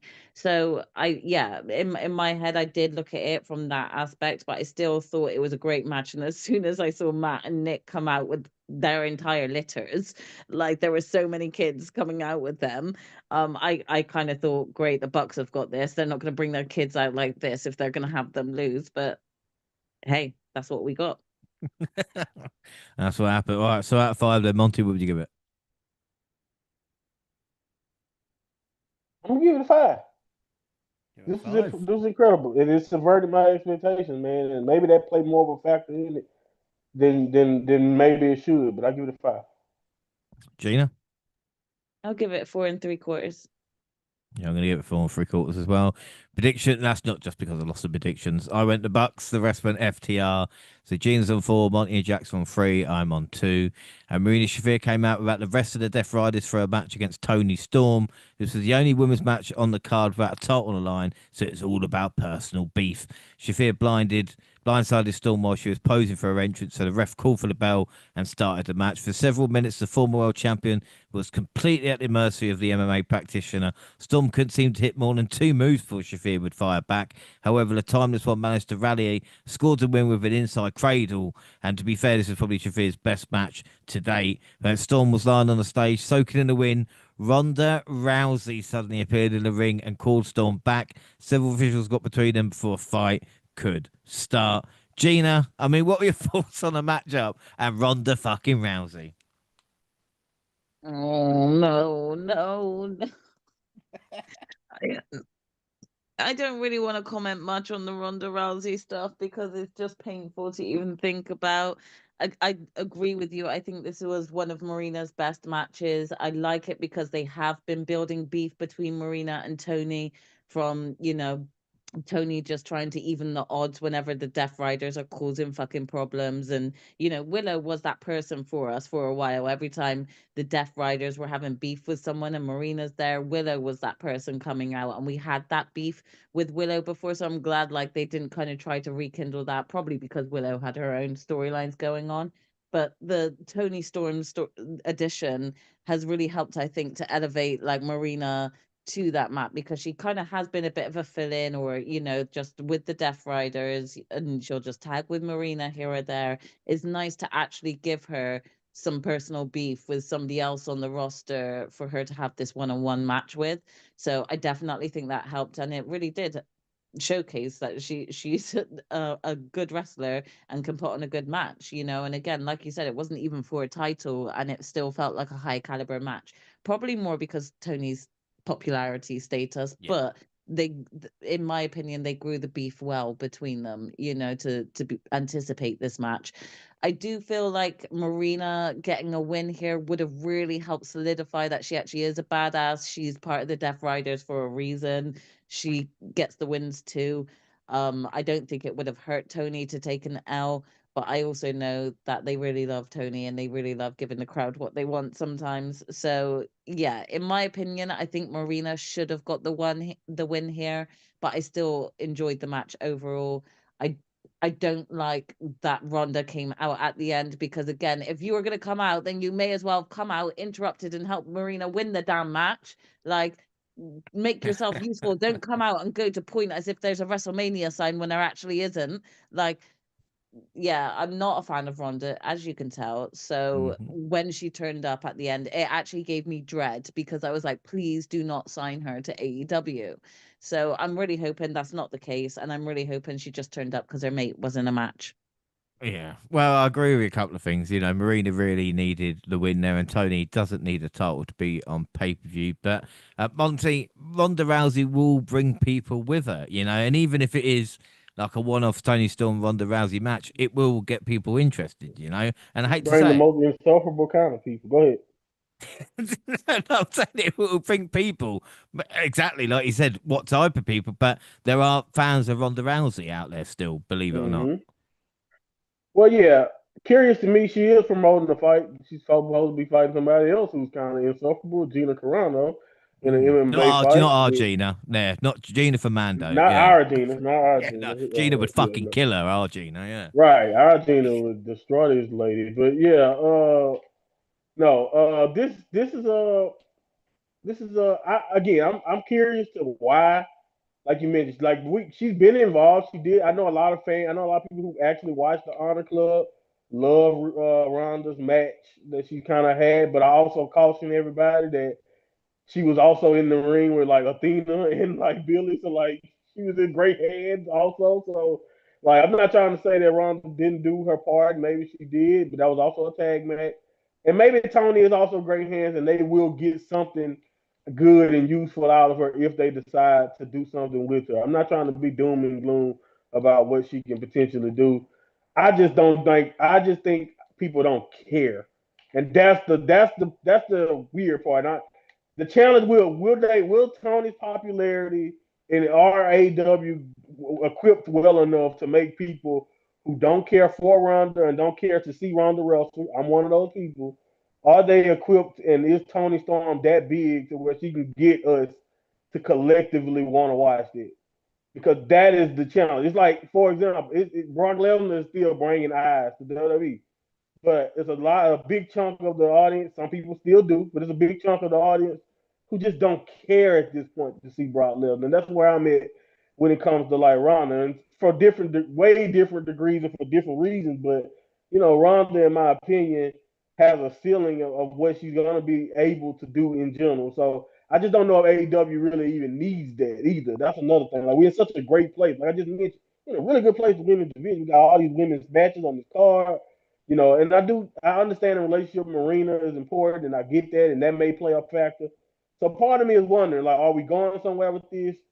And it seems like they are, or is this like a cross promotion because Ronda has a fight coming up, and she's just smart enough to use whatever lasting pool that she got with wrestling fans to try to get attention that Ronda's back doing her thing. She's back doing this. She's back in combat sport, and she might even be making more appearances for AEW and vice versa. And this is just like a business thing. Is that what we're doing, or are we seriously trying to make people be invested in the Tony Storm Ronda possibilities? Because I don't know about you guys, but I've seen what a lot of the AEW diehards are saying, and let's just say the reaction to her popping up and the replies on the tweets about Ronda Rousey being there was not flattering. They were not having it. They weren't feeling it at all. So again, are they willing to put the time in? Is Tony talented enough to make us care that much about Ronda? Because I think a big selection of most. I'm speaking for a lot of people, but I can say that a lot of us may not really give a damn what Ronda brings to the table for this. But the match with Marina, I thought it was fine. I'm with you guys. It would have been nice to see Marina win here, but I wouldn't bet against Tony Storm, man. At this point, Tony Khan will fight whatever way he could to not let her lose in these situations. So I'm not surprised, but yeah, it would have been a nice. It would have definitely upped Marina's stock for sure if she could have got this win. Without doubt. So out of 5, then Gina, what would you give it? I did enjoy the match. I'll give it a 3 3/4. 3/4, Monty. Yeah, I think 3 3/4 is a good score. Yeah, I'm going to give it a 3.95. Predictions: Jax went Marina, the rest went for Tony. So Gina's on 5, Monty's on 4, me and Jax are on 3. And then John Moxley followed his Death Rider teammate when he came out to defend his Continental Championship against Kanesa Takeshita. There was no time limit this time, so neither man rushed to make the first move. Both men survived each other's finishes, so it was anyone's guess who would walk out with the title. Moxley finally retained the title after making Takeshita pass out in the sleeper to end a fantastic match. Moxley even offered his hand as a show of respect. Takeshita looked like he was going to refuse, but he shook his hand and bowed to him at the end. Like we said, what a heel. A video played hyping someone's return before Will Ospreay appeared on the stage. He ran to the ring and went right after Moxley. He took out all the Death Riders single-handedly, sending them retreating through the crowd. Monty, what were your this was a fantastic match, and then the Will Ospreay thing afterwards as well was crazy. I just love Mox's reaction to that video because the initial part that Mox looked at like, who the fuck, who gives a shit? Who did? He was so unimpressed with the whole rejuvenated video package that Ospreay that they put together to try to promote that was Ospreay. So I just love how over it Moxley was at that point. And to be fair to Moxley, he should have been. We just watched that man go to war for like 25 minutes. And he had to sit out here and like entertain whatever this is on the screen. Like I would have been frustrated or just whatever with that too. But man, that was a this is again, this is gonna sound kind of like my LTR books thing. Not that my expectations were low, but this is one of those situations where it was like two guys who I got the ultimate respect for and think they're at the top of their game and been at the top of their game for the longest. And this is just two guys going out there and showing you why they are like why Takeshita has been like, if not top 5 AEW talent. If he hasn't been a top 5 AEW talent the last 2 years, then I don't know, I don't know what the hell we watching. And we know where Moxley and what he has been doing and who he is. And like this is why I always say, like I love Hangman's narrative, and I think he's been very important for AEW especially from a narrative perspective. But nobody's been more important. Nobody. This is the ace. This is AEW's Tanahashi. This is AEW's whoever you want to call it. He is the guy for me when it comes to AEW because at the end of the day, say what you want about Moxley, he is going to go out there. It's gonna be blood. It's gonna be a war, but he's gonna give you what everything he has, and he's gonna tell you a really great, like, fantastic physical story. And then we know that's another thing. That's what I love the most about this match. They're both physical specimens in a sense, but it's like from the point of view of they're gonna be as physical as possible in the ring, and they went at a break. Like they got towards like the last 5 to 10 minutes. I thought this felt like one of the greatest matches I ever seen. And I couldn't believe they were steady going at that pace and the things that they were willing to pull off. And just it again, outside I gave the first match a 5 stars. I'm definitely going to get this one a truly great match for me. It was just the chemistry there was incredible, and just like I again the intensity was great. I can bloviate about this match all the if you want to be all the day. Mox when he kicked out of the Rage and Fire, and then and Takeshita when he kicked out of the Death Rider. Just like I was sitting there losing my bleeping mind. This is brilliant. This was absolutely brilliant. And for anybody who's watched me do AEW reviews in the past, and I've come off as jaded or whatever, this is the type of stuff that, in my opinion, where I'm just like, yeah, you can say whatever you want. I can say I've seen some of the greatest matches ever, and I have. This deserved to be in that conversation. At least when I was watching it that night, it felt like one of the greatest matches I ever seen. It was just insanely competitive and really, really impressive performance by both guys. Yeah. Yeah, and like I said, Moxley is first to kick out of the Raging Fires. I'm not sure about the other championships in AEW, but we know the Continental Championship is working for Moxley, both, of course, main event level as well. But Gina, what I found interesting, and we're going to do our New Japan catch-up in a couple of weeks, and Takeshita is a TV champion, all right? But what I want to talk about is a bit like Ospreay, is a bit like Hanare, all right? We all know Hanare from New Japan, obviously part of United Empire. And when they were feuding with the Dogs, United Empire were the good guys, he got injured. he's come back, and now United Empire are kind of the bad guys. It's a bit like Will Ospreay, who, when he went away, the Death Riders were the biggest pieces of shit, and now Moxley is basically a babyface, So it's an interesting dynamic for Ospreay to deal with. It is interesting because it's going to be like, okay, so are you going to promote this as still a face kind of versus face, or is Mox going to have to go back to his heel persona, even though he's technically become a face? Like it's crazy to think about the aspects on how they're going to have this feud, and whether it's going to be one of us has to turn heel or whether it will be a face versus face. But again, as Monty said, I think this was such a great match. The Takeshita honestly is just having such a great year of wrestling, and he had a great year of wrestling last year, and I think he still needs to continue on this up with where he is, but it was still a great match between them both. It was nice to get that return from Will Ospreay as well, but like you said, it's going to be interesting to see where they take his storyline and whether he's going to be more of a heelish type Will because of John Mox now. But I still wouldn't mind it. I still wouldn't mind if we did kind of have a face versus face feud between them, because I think they both could make it work. So yeah, 5-star match from me as well. Yeah, right. And also, Gina, is there enough surprise returns? That's 3 matches and 3 returns on the pay-per-view. Okay, they can't do it for every match. Point, I was expecting there to be a return for every single match on this match card at this point. Yeah. It's crazy. 5s all round for that. Predictions, we went Moxley, Gina's on 6, Monty's on 5, and J&J are on 4. We then got Lena Cross and Willow Nightingale back in the ring for the second time, but this time they had Bane and Cameron as their partners fighting over the women's tag titles. The challengers didn't wait for the bell to take the first shots. They threw Willow into the ring post to take advantage of her shoulder for folks on Hardy in the corner. Willow eventually recovered and got the hot tag, but she was worked with the arm most of the time. After hitting a double choke slam, Cross covered Willow and got the pin to become your new AEW Women's Tag Team Champions.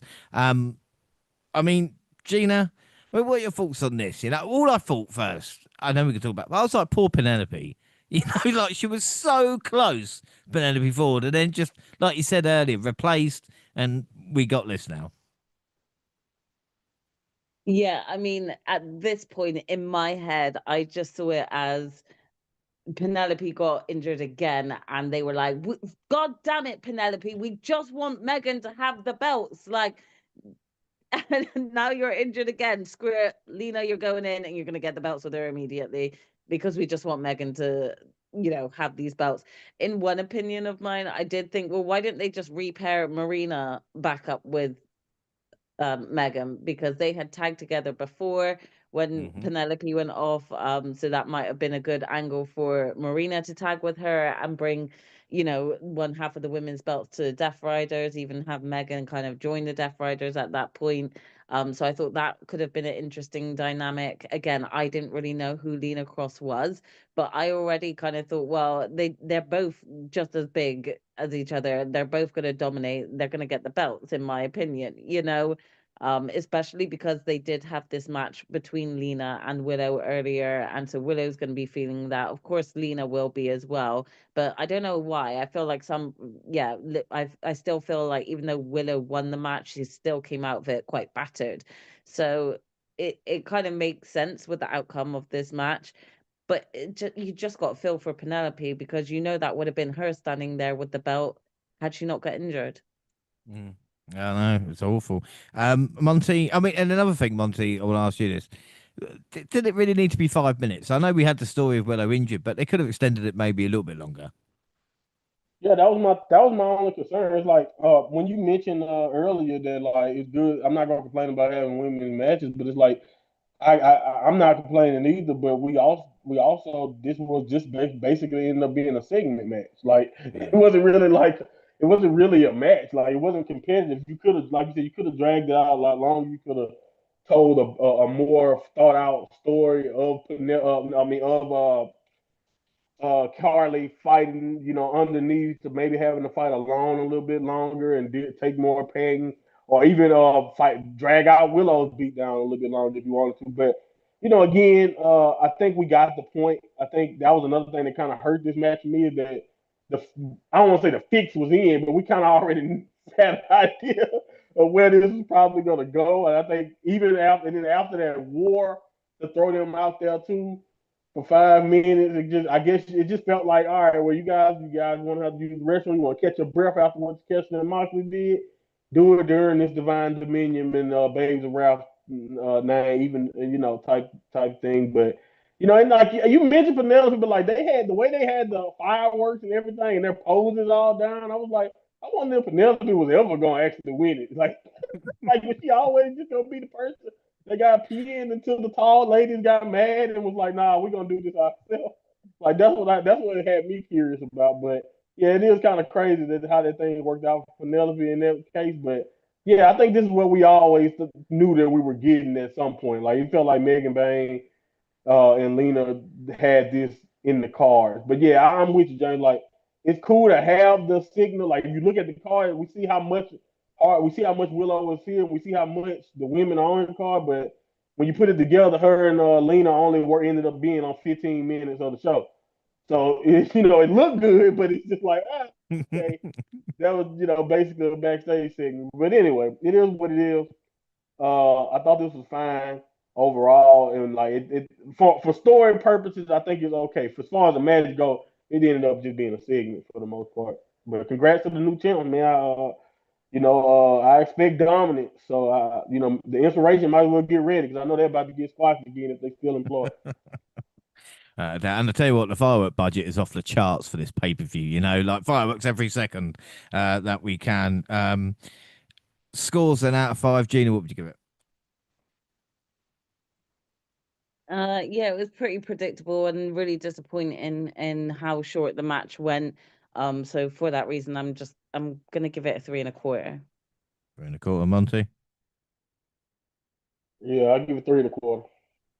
Yeah, I'm going to get 3.25 as well. Predictions, we went Bane and Cross. So Gina's on 7, Monty's on 6, Jax James are on 5. And two men look to prove who was the most dangerous man in AEW. And Brody King took on Swerve Strickland in the next matchup. Swerve made a mistake of trying to take the fight to King and paid the price for it, but he only allowed King to take the upper hand for a little while. Brody survived several of Swerve's best shots for finally succumbing to a house call. Strickland told Prince Nana to get a cinder block from under the ring so he could hit a Swerve stomp, but he's interrupted by returning Kenny Omega. Yeah, another return. Monty, what do you think about this? Because I think Hill Swerve is the best heel in AEW, and I think best for business. You said the best in the business or one of the best? I think he's best in AEW. I don't want to start an argument with all the other ones. You know what I'm saying? Gotcha. Yeah, okay. Not the Miz. The Miz is better. Fucking. Oh Lord, of course. Yeah, no. I think Swerve is definitely naturally a lot more compelling to me. Also, he brings that creativity when he was a babyface, but I think he's creatively brutal as a heel, and I think that adds an element to his character and aggressiveness. Like he's not real. I mean, he can be cowardly, but he's not really cowardly. I like heels like that who give off the threat that they will put you out of action, and I think he does a really good job of that. Even with a guy like Brody King, you saw his strength on some of the spots in this match. I mean, like the power bomb spot on the apron, like I was just like, wow. I mean, like he's so damn impressive, man. It was entertaining. I do think they work well together. It wasn't like the greatest to me, or at least it probably maybe my expectation was a little bit high. But I mean, the vertebrae to the flow, man, in my opinion, I thought it did a good job. I think that kind of like sealed the match for Swerve, and that was one of the first time I've ever seen like a match get changed by like one move. It would have been nice if they could have got that ending. Like the ending wasn't bad, but I just felt like it felt like they were just like, all right, let's wrap this up. We got, like it felt kind of rushed in a sense. But again, maybe I'm being a little too nitpicky. I still had a good time with it. I still thought it was fun, but at times the pacing was a little bit weird. But again, I think they did a really good job. I'm happy to see Brody King even in this spot. And you're 100% right about what Swerve represents as a bad guy. And I think, the only interesting thing to me here, and I know we just talked about it, like with Osprey and Moxley doing face, but like since Swerve is a heel and we know what Max is, it's just like and I know what Swerve has, I know like a number one contendership, but it's like really interesting to me with having Swerve, like what is the ceiling on Swerve as this character while Max is on top, and does that mean Max around on top is short because we making prominent heels like a Swerve to be visible? I don't know, but I'm invested in this. I thought this was really good for Brody, but I also think continuing on the Kenny Omega thing down the line, for that match to be made, I'm excited about that too. Yeah. I mean, Swerve did lose the fight with the mats outside, but and Gene, I don't know about you, but I think the pay-per-view kind of peaked first hour, and the second one was recovery for the crowd, which we've been to the AEW show, we kind of know what it's like, but it's a bit of a shame for Brody and Swerve, you know what I mean, for the crowd to just be like, okay, right, we're just waiting for the next bit now. Yeah, a little bit. I thought this match went hard, so I was really into it. But again, they're not getting the hype from the people sat at home watching, are they? And it's got to be tiring for the crowd that's there. But at the end of the day, these sorts of matches happen where there will be a dip because of the energy and how long the match card goes for. So yeah, it's unfortunate, but it was still a great match in my opinion. I really enjoyed it, and I thought Brody looked really good. Um, I think there were a couple of times where even Swerve was shocked at Brody kicking out at some moves, and his facial expressions were really great. So yeah, it just showcased more for in Brody's opinion on why he was at a level that he could face Swerve, and it showed that he could stay on par with him. And Swerve is a former champion, so the fact that Brody was able to stay, on par with him is kind of telling with hopefully where they would like Brody to go at some point. Yeah, let's just hope he's not floating around. So out of 5, then Monty, what would you give it? You give it a 4. And Gina? Yeah, I'll give it a 4 as well. Yeah, I'm going to give it a 4. Predictions: we went Swerve says Gina's on 8, Monty on 7, James and Jack's on 6.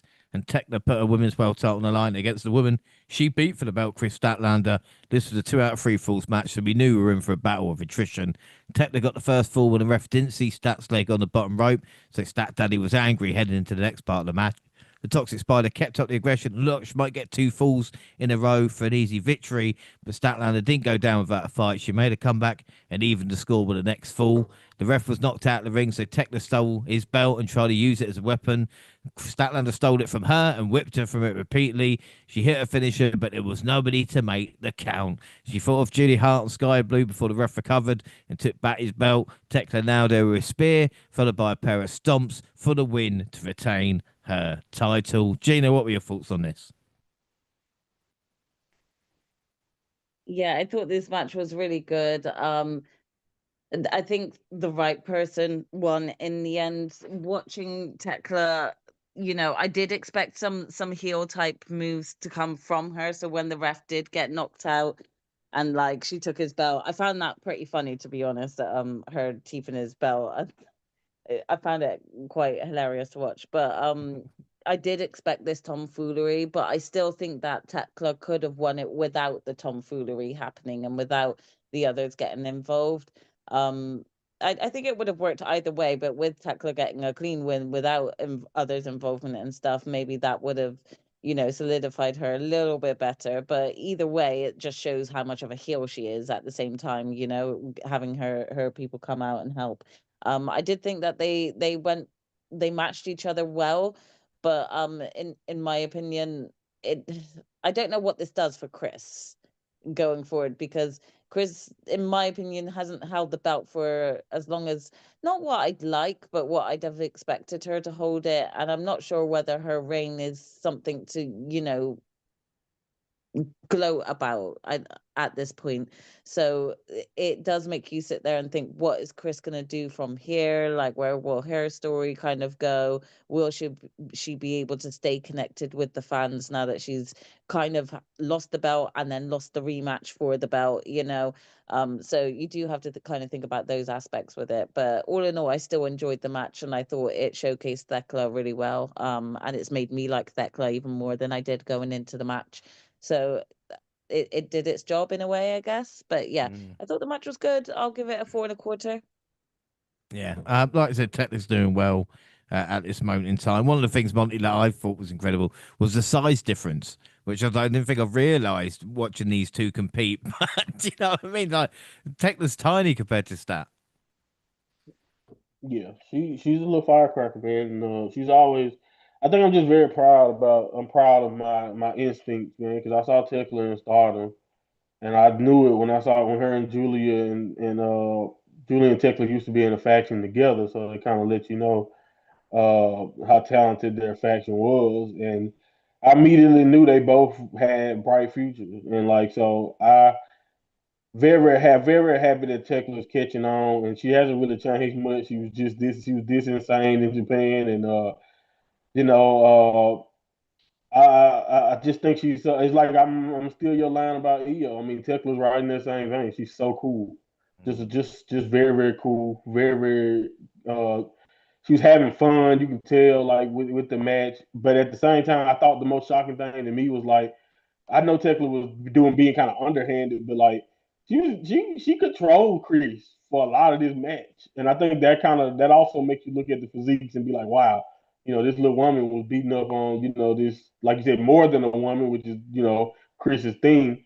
She was she was really beating her up most of the match. So this is definitely a great you know, let's platform Tekla and let's showcase our world champion type of deal, even in a best 2 out of 3 fall. But I thought they incorporated some really good moments also.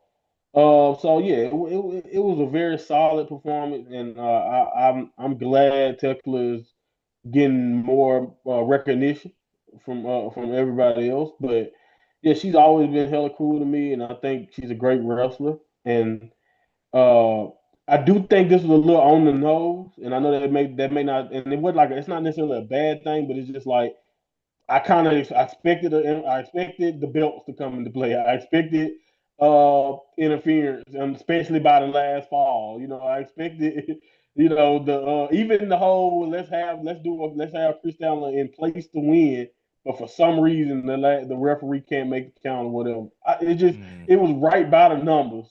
So I think what I ended up taking away from it mostly was like the personality that Tekla showed, and it was the little things that kind of had me really into this match. But other than that, it did its job, and it was a really good match, I would say. Yeah, I would rather have like I said, Tekla winning 2-0 and being dominant, and Statlander having to kind of reassess the situation rather than, like you Yeah. said, I got to paint by the numbers. And also, Gene, I can't help but think what you said, and like someone like Athena in this situation. I love Tekla, don't get me wrong, but I think Athena could do whatever Tekla's doing at this moment in time if given the opportunity with an AEW Women's Championship. So hopefully that's something 100%. hopefully that's something we 100%. see. Like Yeah. 2026. Like we've been how long now? Exactly. And the thing is like you showcased Athena with tagging with Mercedes, which I think was a nice move because I think they both worked well together and had great chemistry together. And just because Mercedes was gonna kind of go off and be more dominant on other promotions and stuff, you could have kept the theme with Athena still going and keeping it hot there. They could have had her in any of some of these matches, her going against Marina, her going against Willow. They could have had her at any point on this match card, and I think it would have just reminded people that there's more people on more ladies on the roster than the standard 5 that they regurgitate. Yeah, It would be nice. Athena, please come back. yeah, without a Y'all better doubt. block Ring of Honor. No, I'm not. Even if I get AEW Plus, my AEW, whatever it is, I'm still not watching Ring of Honor just to spite them. Um, but yeah, like we said, I hope Athena can come to AEW. Monty, what would you give this out of 5? I'll give it 3.5. 3.5. We're going to give it 4.25. Predictions. We went Tekla. So Gina's on 9, Monty's on 8, and JJ's on 7.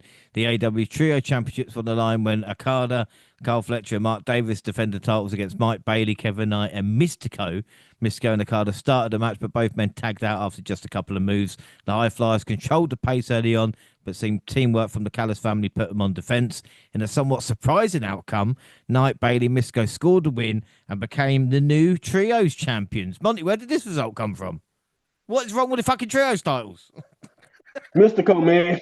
That's my explanation. My explanation is Mystico, bro. He was so over. Like they were in California and we got a very big Mexican American and just very big Mexican population in California, and uh they love Mystico. I mean, we know everywhere he goes in AEW, Mystico is treated like a rock star, and we know what he represents to CMLL. But I would say the biggest difference here was Mystico. I think this kind of once they did this too, it also explained that they took those belts off effectively just to free up Hangman, and we'll talk about it later in Hangman's main event. But like Hangman, we'll see how much we'll be seeing him going forward. But yeah, I think that's why they did it, and I think this kind of confirmed it when we kind of get it flipped right back to the champs.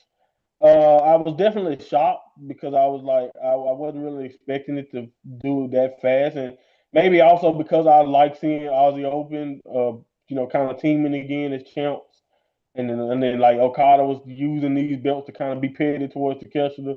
So I did think it was funny to see them as champs, even though it didn't last long at all, as we can see. But Fletcher and Okada are already champs, so I can also understand on the freedom up of having a belt that they'll probably forget about because we know they're both going to be busy doing other things. But yeah, man, this was a fun match though. I give it that. I mean, everything Jet Speed does, because they fit so well together. And we talked about how good Mike Bailey is, but Kevin Knight is also, one of the most entertaining. And then you ask him about like Mystico, who is just again so far, and when it comes to when he does AEW, he has looked great every single time I've seen him. But yeah, man, good trios match. I don't know about I maybe Jet Speed and Mystico can elevate him, but I'm also happy for Bailey to at least get a championship too. I think he worked so well that it is cool to get him back and make him a champion again. But I think effectively based on what we know is going to happen with Hangman, that explains the reasoning behind this decision. But yeah, congrats. I think again it was good match again. I was happy when they lost the belts, and I ended up not being mad at the result of them winning the belt, even if I didn't expect it. Yeah, I mean, just when they got new jackets for Don Callis family, they go and lose their titles. Knight and Mike wore masks, and Mystico is all elite now, But Gene, I think this is a bigger question. We talk about trios titles and where they're going to go, but it's like, what do we do with Okada as well? Because he's got to have a pay-per-view match, but are we just waiting for another Takeshita rematch now? I mean, at this point, I feel like with Okada, we're waiting for them to possibly do another, Takeshita. They are blowing things up between him and Takeshita. But I also think that they're really holding back on giving us Kenny versus Okada too. And they're just trying to find time to fill that time and fill that space, But yeah, don't get me wrong. I still think Okada should be at the top. I really like him, and I love seeing him as a champ, and seeing this pettiness from him is one of my favorite things about him, being petty. But yeah, what more do you do unless you kind of go back to a Takeshita feud or start his feud with Kenny at this point? Yeah. I know he's a champion, but fuck knows what title it is. You know what I mean? So again, it's yeah, okay. All right. As for the match out of 5, Monty, what would you give it? I give it a 4.25. 4.25. Gina.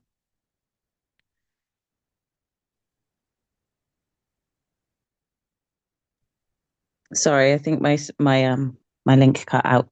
I had to rejoin. That's all right. What are you going to give this out of 5? Oh, I mean, I still enjoyed the match. I'll give it a 4. Give it a 4. Yeah, I'm gonna give it 4 1/4. Like I said, predictions all Don Callis apart from Jaxie. So I don't know how Jaxie guessed it or fluked it. I will say she's not here to defend herself. So mate, I'm not pissed off by it at all. Gina's on 9, Martin and Jack's on 8. I am on 7.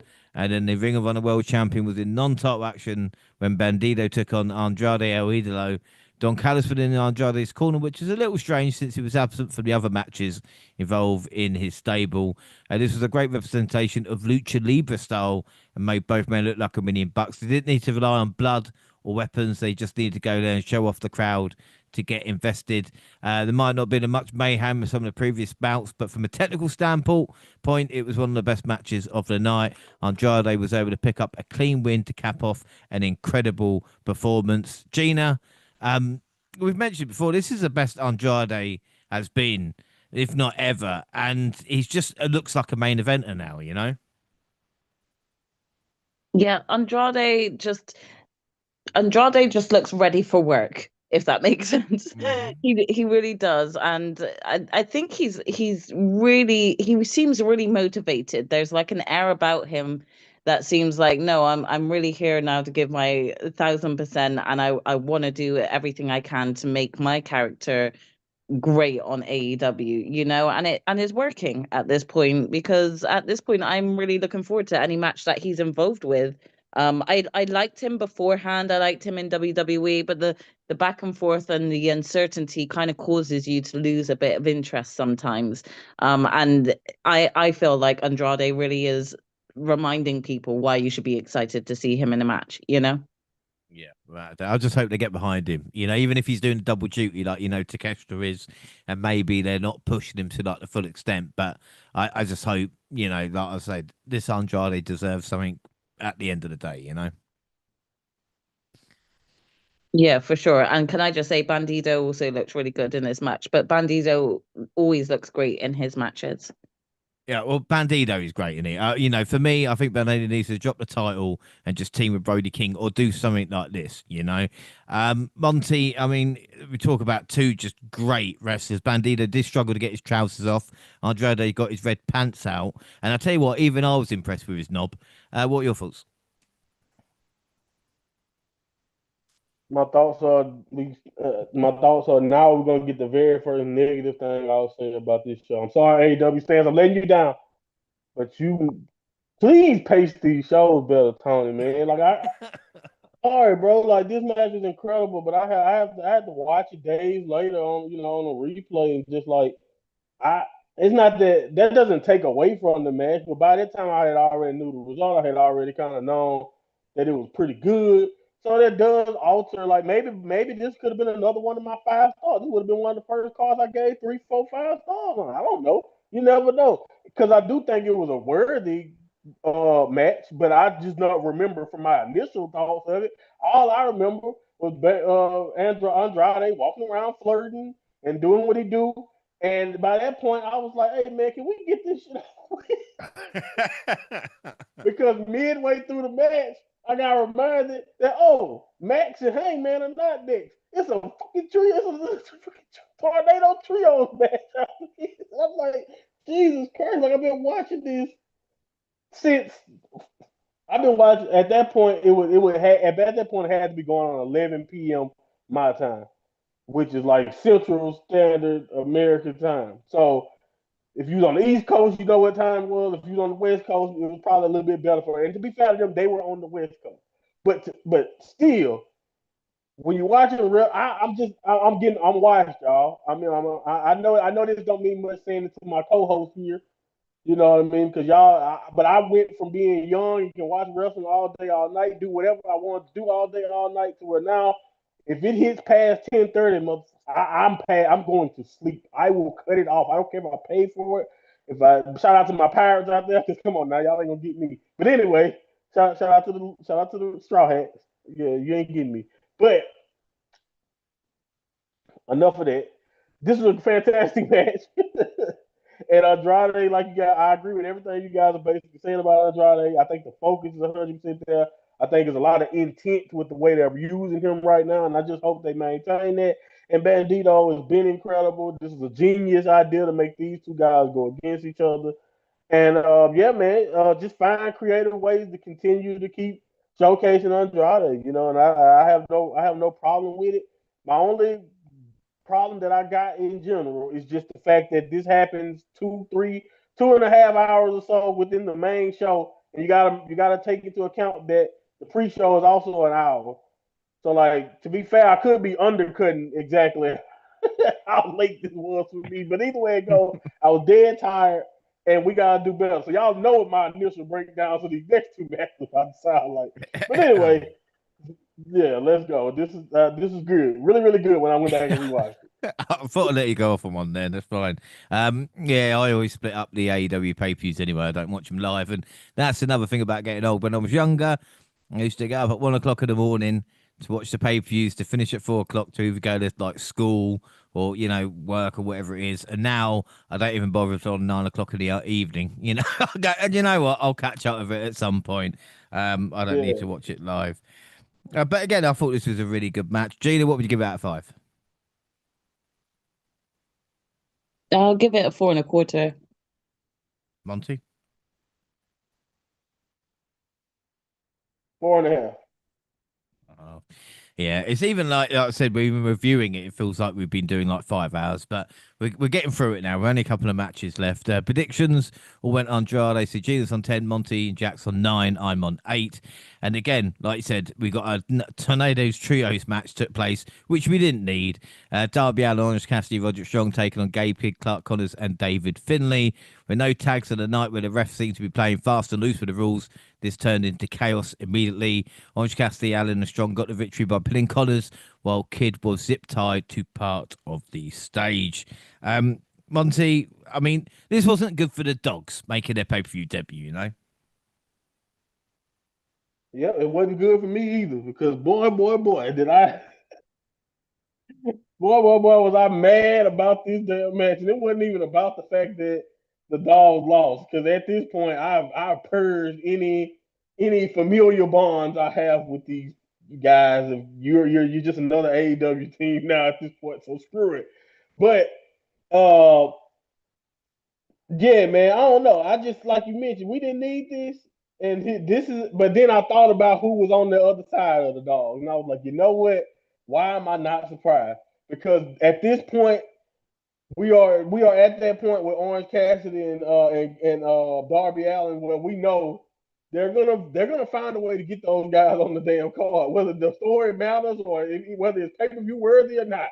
They're gonna get on this card. They're gonna fight in a meaningless, whether it's a meaningless trios match or just a pre-show match, whatever they got to do. Well, who am I kidding? Darby Allin will probably never be on the pre-show, but still, like I'm just with you guys. It was nothing amazing. It was standard. I do not need a. This is a 12 match card at least.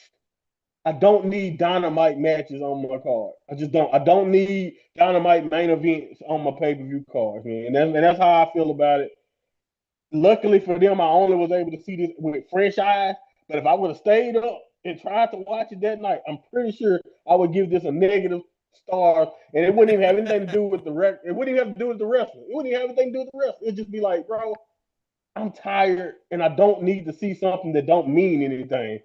And that's what this felt like in the moment. That is just a showcase of guys that I like. I like all of you, but I don't need to see you for 15 minutes of just nothing for the most part.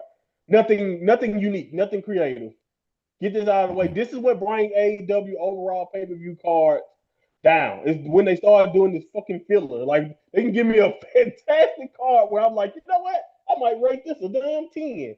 But they give me like they gotta give me at least 3 to 4 segments where it's just like, why the hell is this on the show? Yeah. Gina, how good would this have been if this was like a collision main event? You know what I mean? Leading up to the pay-per-view rather than wasting our time on the show. Yeah, I definitely feel like this should have been, the go home show main event or something like that. I don't think it needed to be on Revolution at all.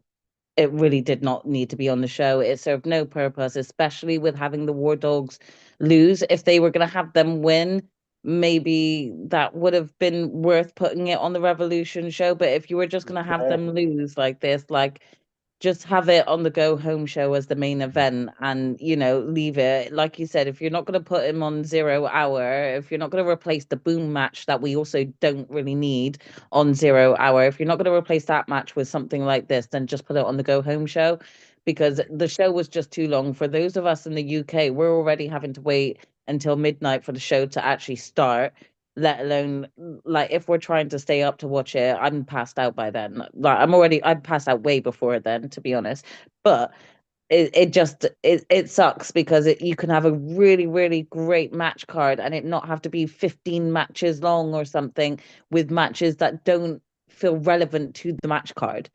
If they all felt relevant, then maybe I could make an argument for it being so long. But because some of the matches on there don't feel relevant and feel like they could just be a weekly show main event match, it does kind of piss you off a little bit when you could be watching this on Wednesday night instead. So yeah, I definitely agree with Monty on that front.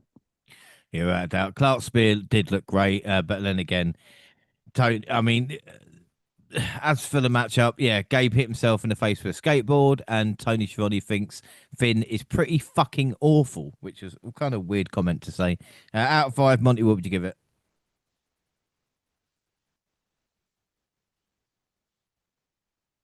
3.5.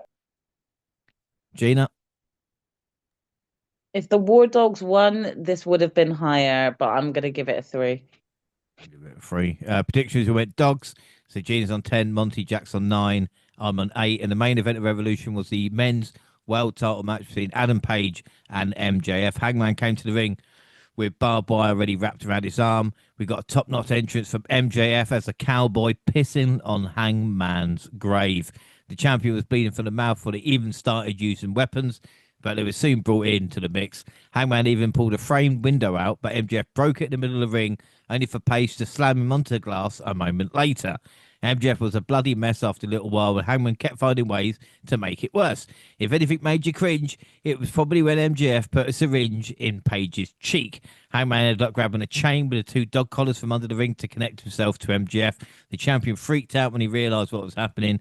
Page set up a barbed wire board on top of a table, but MJF sent him crashing through it. They both crashed through some equipment near the stage and caused a small explosion. But this being AEW, of course, that wasn't a finish.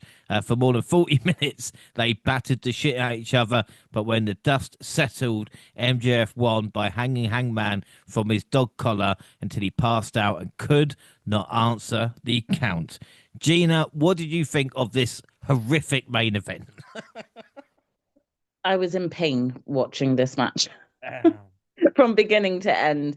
Like, the way he was dragging MJF through those glass shards, like, it was just so cringe to watch. I had to, like, keep looking away.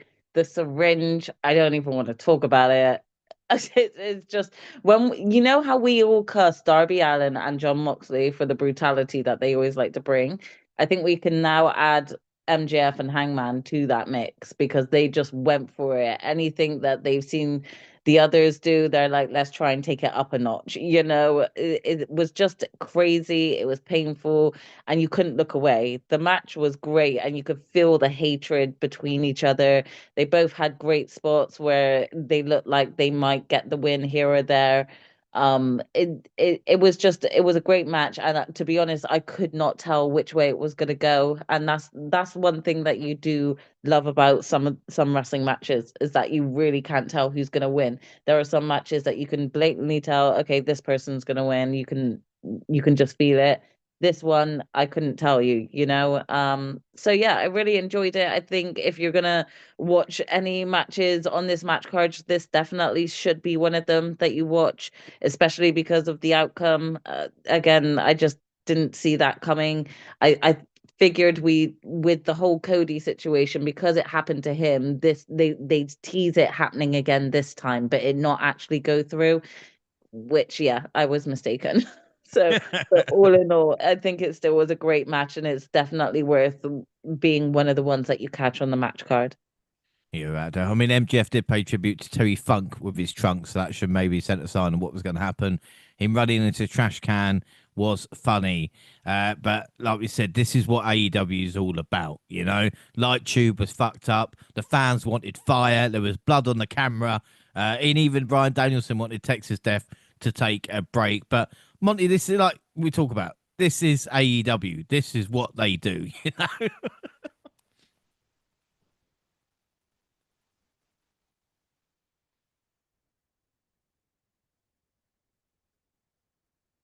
Oh, dear. Sorry, talking on mute. Yeah. No, that's right. Panic. To be honest, though, I'm not like you said. This is what they do. AEW is that hybrid. They are like ECW, Ring of Honor in its prime. You know, they do have elements. I think some people don't like to acknowledge it. They do also have elements of like WWE Attitude Era in its prime too. But it's a mixture, and I think that, like you mentioned, we talk about even a little bit of the X Division impacts on TNA, prime days are all what makes AEW, in my opinion. Like Tony wears inspiration on his sleeve. It's pretty obvious. Like we mentioned, I think that's one of the things that people really like about it, is that he's such a big fan, and that's what this is. This is just like a good callback to that style. And if you really like it, you really like it. If you're not into it, then you know that as soon as they said Texas Death, that you probably want to kind of turn away. It was hard to not try to compare this to the Swerve one, and to watch them try to go to like similar lengths, but the hatred, like I know they kind of touched on some things, but I just don't know if for some reason it don't feel the same as when him and Swerve. Maybe of course you got maybe it's the outside storytelling with the burning of the house and all the extra curricular things that kind of made it that way. But it was hard for me not to look at this and be like, wow, I don't know how much I would compare this to the Swerve match. It's kind of tough to rate this one, but again, I I don't have a problem with it. The pacing was kind of weird too, to me at the time, but I do think it was great. I thought they executed everything, and I do think it had moments where I was genuinely like shocked at how far they were really trying to go. I mean the syringe thing. I mean, come on, like I know you come to expect it, but still, watching it, how can you not just be like, like I was like that as I seen it. So it was just, you know, again, it was some callbacks. I think Hangman did a good job of kind of calling back to his other Texas Death matches that he's had. With like, like I mentioned with Swerve, and I think he had one with Punk. So like, again, I thought this was really cool.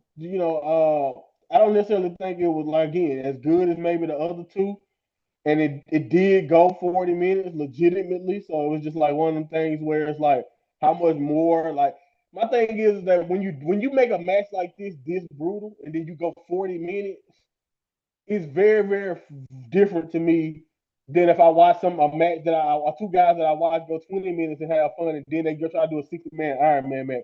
Like if you're gonna be this brutal and you gotta go 40 minutes to keep him down, like you really got to go for it. So I do kind of understand why I felt like they kept going for it, but at the same time, it's like, you could have told probably a more effective story in 30 minutes or a more effective story in 25 minutes, maybe. So again, it's I got my nitpicks, but I can't act like I wasn't entertained and I didn't understand where we are for walking out of this. And as far as Hangman goes, like I said, from what I understand, he's taking time off. So what a way to kind of wrap up his this whole arc of where he was a heel and where he was a babyface. I think, like I said, he's been one of the most compelling characters. If anybody deserves a break, I think I wouldn't be mad if it's Hangman who get one. But it's really interesting, like you mentioned, where how do we finagle this? Do they finagle it? Does he spend the rest of his AEW career not challenging for the world championship? It's gonna be really really interesting to see what comes of this.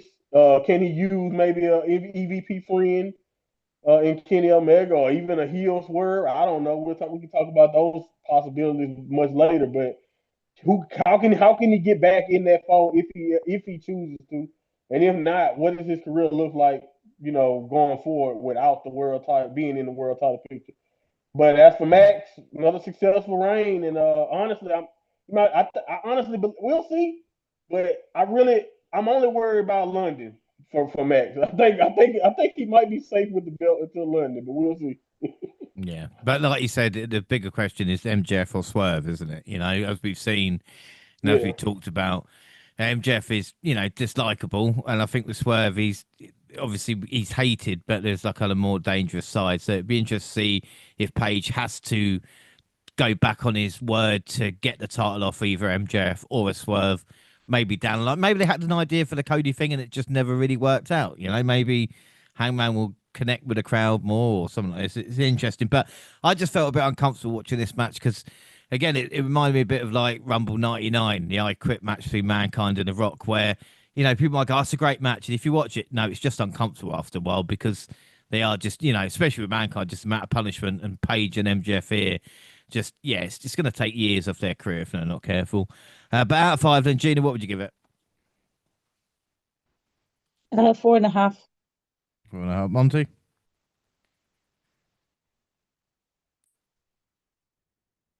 I think 4.5 is fair. I'm going to give it 4.75 predictions. Well, the boys went MJF, the girls went Hangman, and that changes everything. Final scores: James and Jax on 9, Monty and Gina on 10. Gina, you were top all along. I mean, you did get the points, but I mean, that was a close one, but great performance by you. Yeah, I have to thank Jack Perry for that because that definitely got me up there on being on the top for a long time. I'm just gutted I lost the 3 that I did. Otherwise, it would have been such a great show for me in terms of predictions. But I'm still happy with that result, and I think I'm doing much better than I had been doing in the past. Yeah, and Monty was ever so lucky getting the win with the last match on the card as well. Shout out to my AEW stands, baby. We in the building. But so that means the WNR Prediction League after Chamber and Revolution. AEW, James and Jackson 0 for AEW, Monty and Gina on 1. So there we go. Overall, then, Monty, I'll start with you because, I mean, you've got a couple of 5-star matches there, I do believe, to pick from.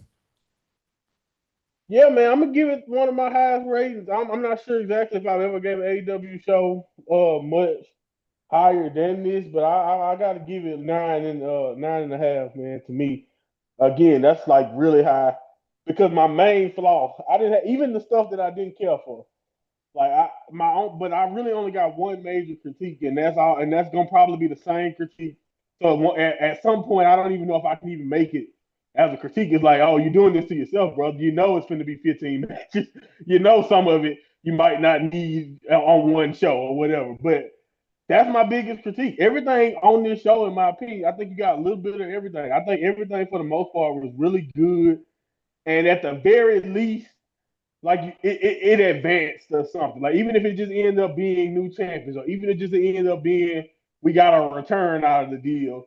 If the match wasn't top tier, it was at least something. It was only one thing on that show that I just on, especially on the main card. Only one thing on that main card where I was just like, why do I gotta watch these? And that was that dark, that was that forced, let's get our guys with name value on the card, man. But if you take that off, I think this might be as close to a perfect first pay-per-view of the year that you can have for me. And that again, maybe I'm just drinking the AEW Kool-Aid right now. And maybe like you mentioned earlier, James, we compare it to how we feel about other promotions. But I just don't know if you could do much better than this. And for somebody like me who was so burnt out on wrestling the last 6 months or so of last year, this was really good stuff, and I had a hell of a good time watching it, to the point to where I was up there tweeting about the show to y'all live, and I usually don't really care to even do that for AEW shows. So I'm in a good mood for AEW. Don't fuck it up, Tony. What was your match of the night? I'm gonna go with Moxley and Takeshita, but I love that tag match too. And MVP. That's a tough one. That's really that's really the question. You know what? I'm biased, guys. I'm gonna stick with John Mox. Again, every time I watch a show, I always come away just appreciating Moxley. So I'm gonna go with Moxley. I don't know if y'all will go that route. So I'm gonna go that route. I'm gonna go with Moxley. Gina, same to you. Match, MVP, and your score out of 10, please. Yeah, I think Mox and Takeshita is my match. Um, Overall score, yeah, I still enjoyed the match card, so I will actually give it a 9. Um, MVP. Oh God, I don't know. I don't really know who to go with here. I might just give it. Do you know what? I might just give it to Thekla because she's a women's champ, and she Yeah. retained. So Yeah, perfect. Yeah, my match Takeshita Moxley, MVP's MJF, and my rating, I'll give it a 9.25 because, like I said, it was a really good show. It makes me think AEW might be better off if they had bi-monthly pay-per-views as well, rather than just month after month. Having that 2 or 3 month break seemed to have really helped them. Anyway, we've got Dynamite to finish March 18th, and Will Ospreay returned to action, easily dispatching Blake Christian. He looks all right, but when he sells that neck in the future, I will be worried. He wants Mox. He arrives, and a brawl broke out with Pac making the save and brutalizing Will, but he didn't back down. Mox and Utah then beat the Bang Bang Gang. But I mean, Monty, Ospreay versus Pac on the way to Ospreay versus Mox. I'll take that. Yep, I'll take it. I hope I can't wait to see what they do, and I'm with you. I do think it's funny that Osprey is kind of like you mentioned, rekindling this little beef with Moxley, who kind of seemed like in a completely different space than when he was when he initiated the problems with Osprey. But I get it, revenge from injuries, but I like the energy we're getting from it.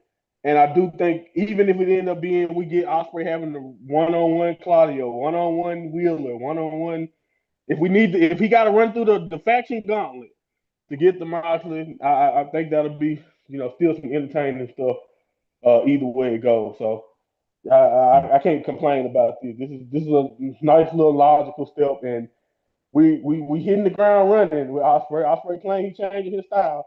Still look dangerous as hell to me. So I just shut up. Yeah, that is true, man. The coffin match between Gabe and Darby certainly started out differently. They met in the parking lot. The Daredevil nearly ran Gabe over. He then threw him in his car trunk and then flipped it, causing a car crash that left already. I mean, Gene, there's anything more Darby Allen than, crashing a car before the match even starts. yeah, I mean, not surprised at all. He then used the crate to roll Kid to the ring where he put a straitjacket on him. Kid bit the head of the Daredevil to fight back, but Allen was too strong.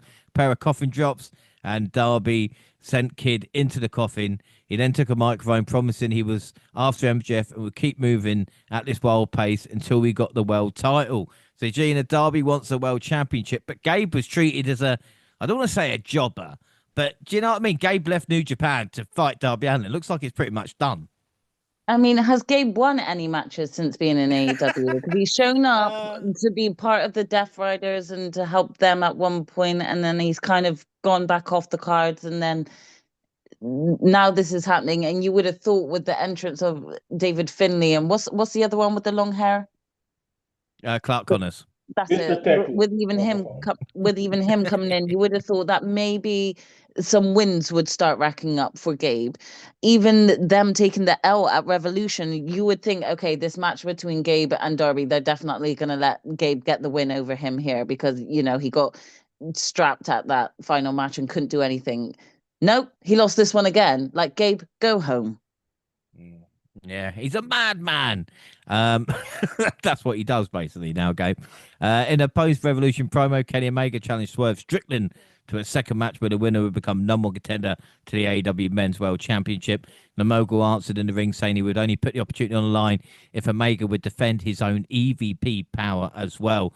So, Monty, there you go. Stage is set. Not only for the battle to be EVP, but who will face MJF at Dynasty. And as you said, it probably makes sense for Swerve to be versus MJF because of Swerve's history, at Dynasty as well. But I don't know, it just seems, I'm not sure. Yeah, well, we could be putting in the work for Kenny to get that spot, to get that one-on-one match with Mac. That makes sense. But that's what makes, I think this little element is what makes AEW so cool, is because you can see some of these big matches. You can make an angle for them going either way. So Like, yeah, I can see it going that way. I can see Swerve using the EVP power because I think the funny thing about it, when he did the challenge, I'm sitting there listening to the promo and I'm just like, all right, that sounds cool, but I mean, if you go off how Kenny used his EVP power now, this ain't a fair trade. Swerve, like the EVP, what does being the MVP actually has gotten, especially Kenny, I guess you can get drunk with power and take liberties. And I guess that is an angle that you can do, but it's not one of the things that's used, outside of that whole buzz angle. I don't, it wasn't really used like that before. It just felt like a title to me. But, again, it is what it is. It's something. It adds stakes to this non-title match, but it also gives you the title match stakes. So, I ain't got no problem with it. We're gonna sit back, we're gonna enjoy it because we know Kenny and Swear we're gonna give us a good show. And that's the best part of it. So I think however it plays out, we'll see down the line. But as far as this match goes, I'm looking forward to that because I know they're gonna kill it. Yeah, Dynamite will be good next week. Speedball beat Mark Davis. No holds barred. Marina Shafir versus Mina. This was supposed to be a rematch from Revolution, but someone attacked the Timeless One. Marina agreed to take Storm's place. The two fought to the apron where both went through a table. As Marina recovered, the Venus grabbed a champagne bottle and blasted over the head of the problem, followed by the Hurricane and a Storm Zero to win. So Gina Marina just cannot buy a fucking win. But the bigger question, who killed Tony Storm? And if we're hearing right, Storm might not be back this year. Who killed her? Yeah, no idea. I mean, I really was like, my first instinct was, please don't say it was Rhonda. Just please don't. Like, I was ready to start crying at the thought. But I don't think it was her. I really don't know who it's going to be, whether they're going to keep that a mystery. I also think there's a very high possibility it could have been Rikishi, but I'm gonna keep quiet on that too, you know. Yeah. So we'll see how it goes. But I think Tony's had a great year or two in AEW that she can afford to have some nice, well-deserved time off. And if she is truly resting up an injury, I hope it, heals up well for her. But she will be missed. And when she does come back, I can already tell how big that pop will be. Oh, it's going to be huge, isn't it? And then the main event, the Bucks and Jack Perry beat the Don Callis family. Afterwards, the Bucks promised to rebound from a disappointing and embarrassing loss in front of their family. They went, oh, our kids were at ringside, a whole family. Yeah, who was that? It was you, wasn't it? No wonder you feel embarrassed.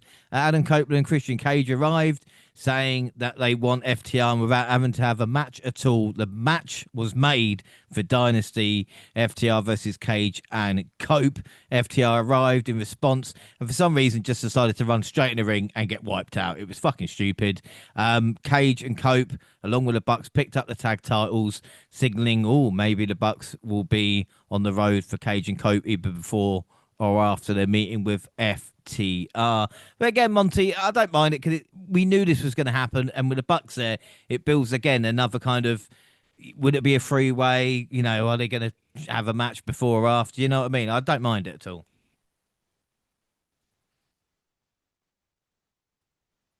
Yeah, I think that might be the real end goal, but to get there, we gotta have probably ENC, or I'm calling ENC, but CNC, or have them probably take the belts off FTR Dynasty. I don't know, I'm just guessing, but we'll see. But I definitely think a three-way is probably what we'll be headed towards all in because I do think it does like a generational and like a top like we know as far as cachet goes, they are like the three best tag teams you can put in this situation. So, I can see that being where we go. It'd be interesting to see because we do got a lot of time between now and then. How exactly we get there? How many twists and turns? Who? What changes? I love Christian.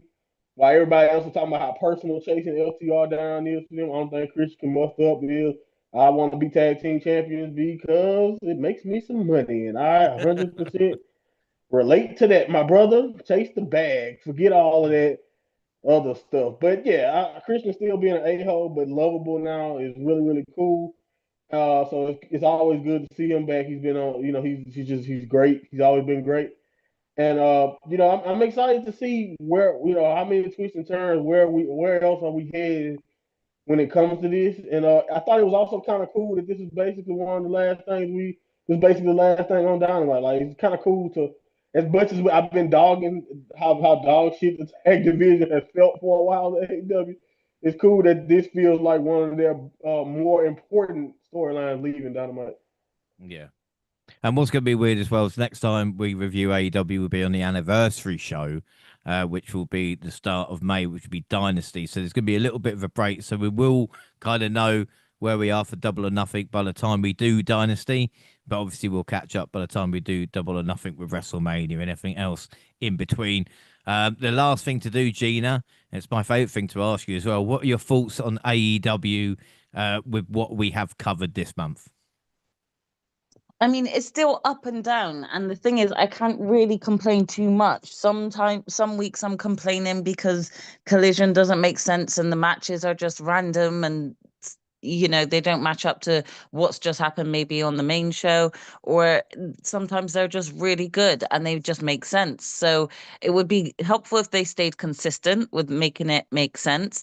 But I do still look forward to what they have to offer us, especially with some recent signings and returns that we had with Revolution. This could help pick things up.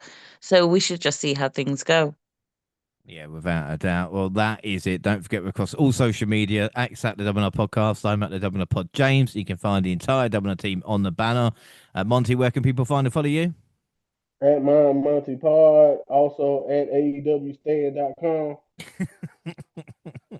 And Gina? You can find me on X and Twitch at Purple Pain.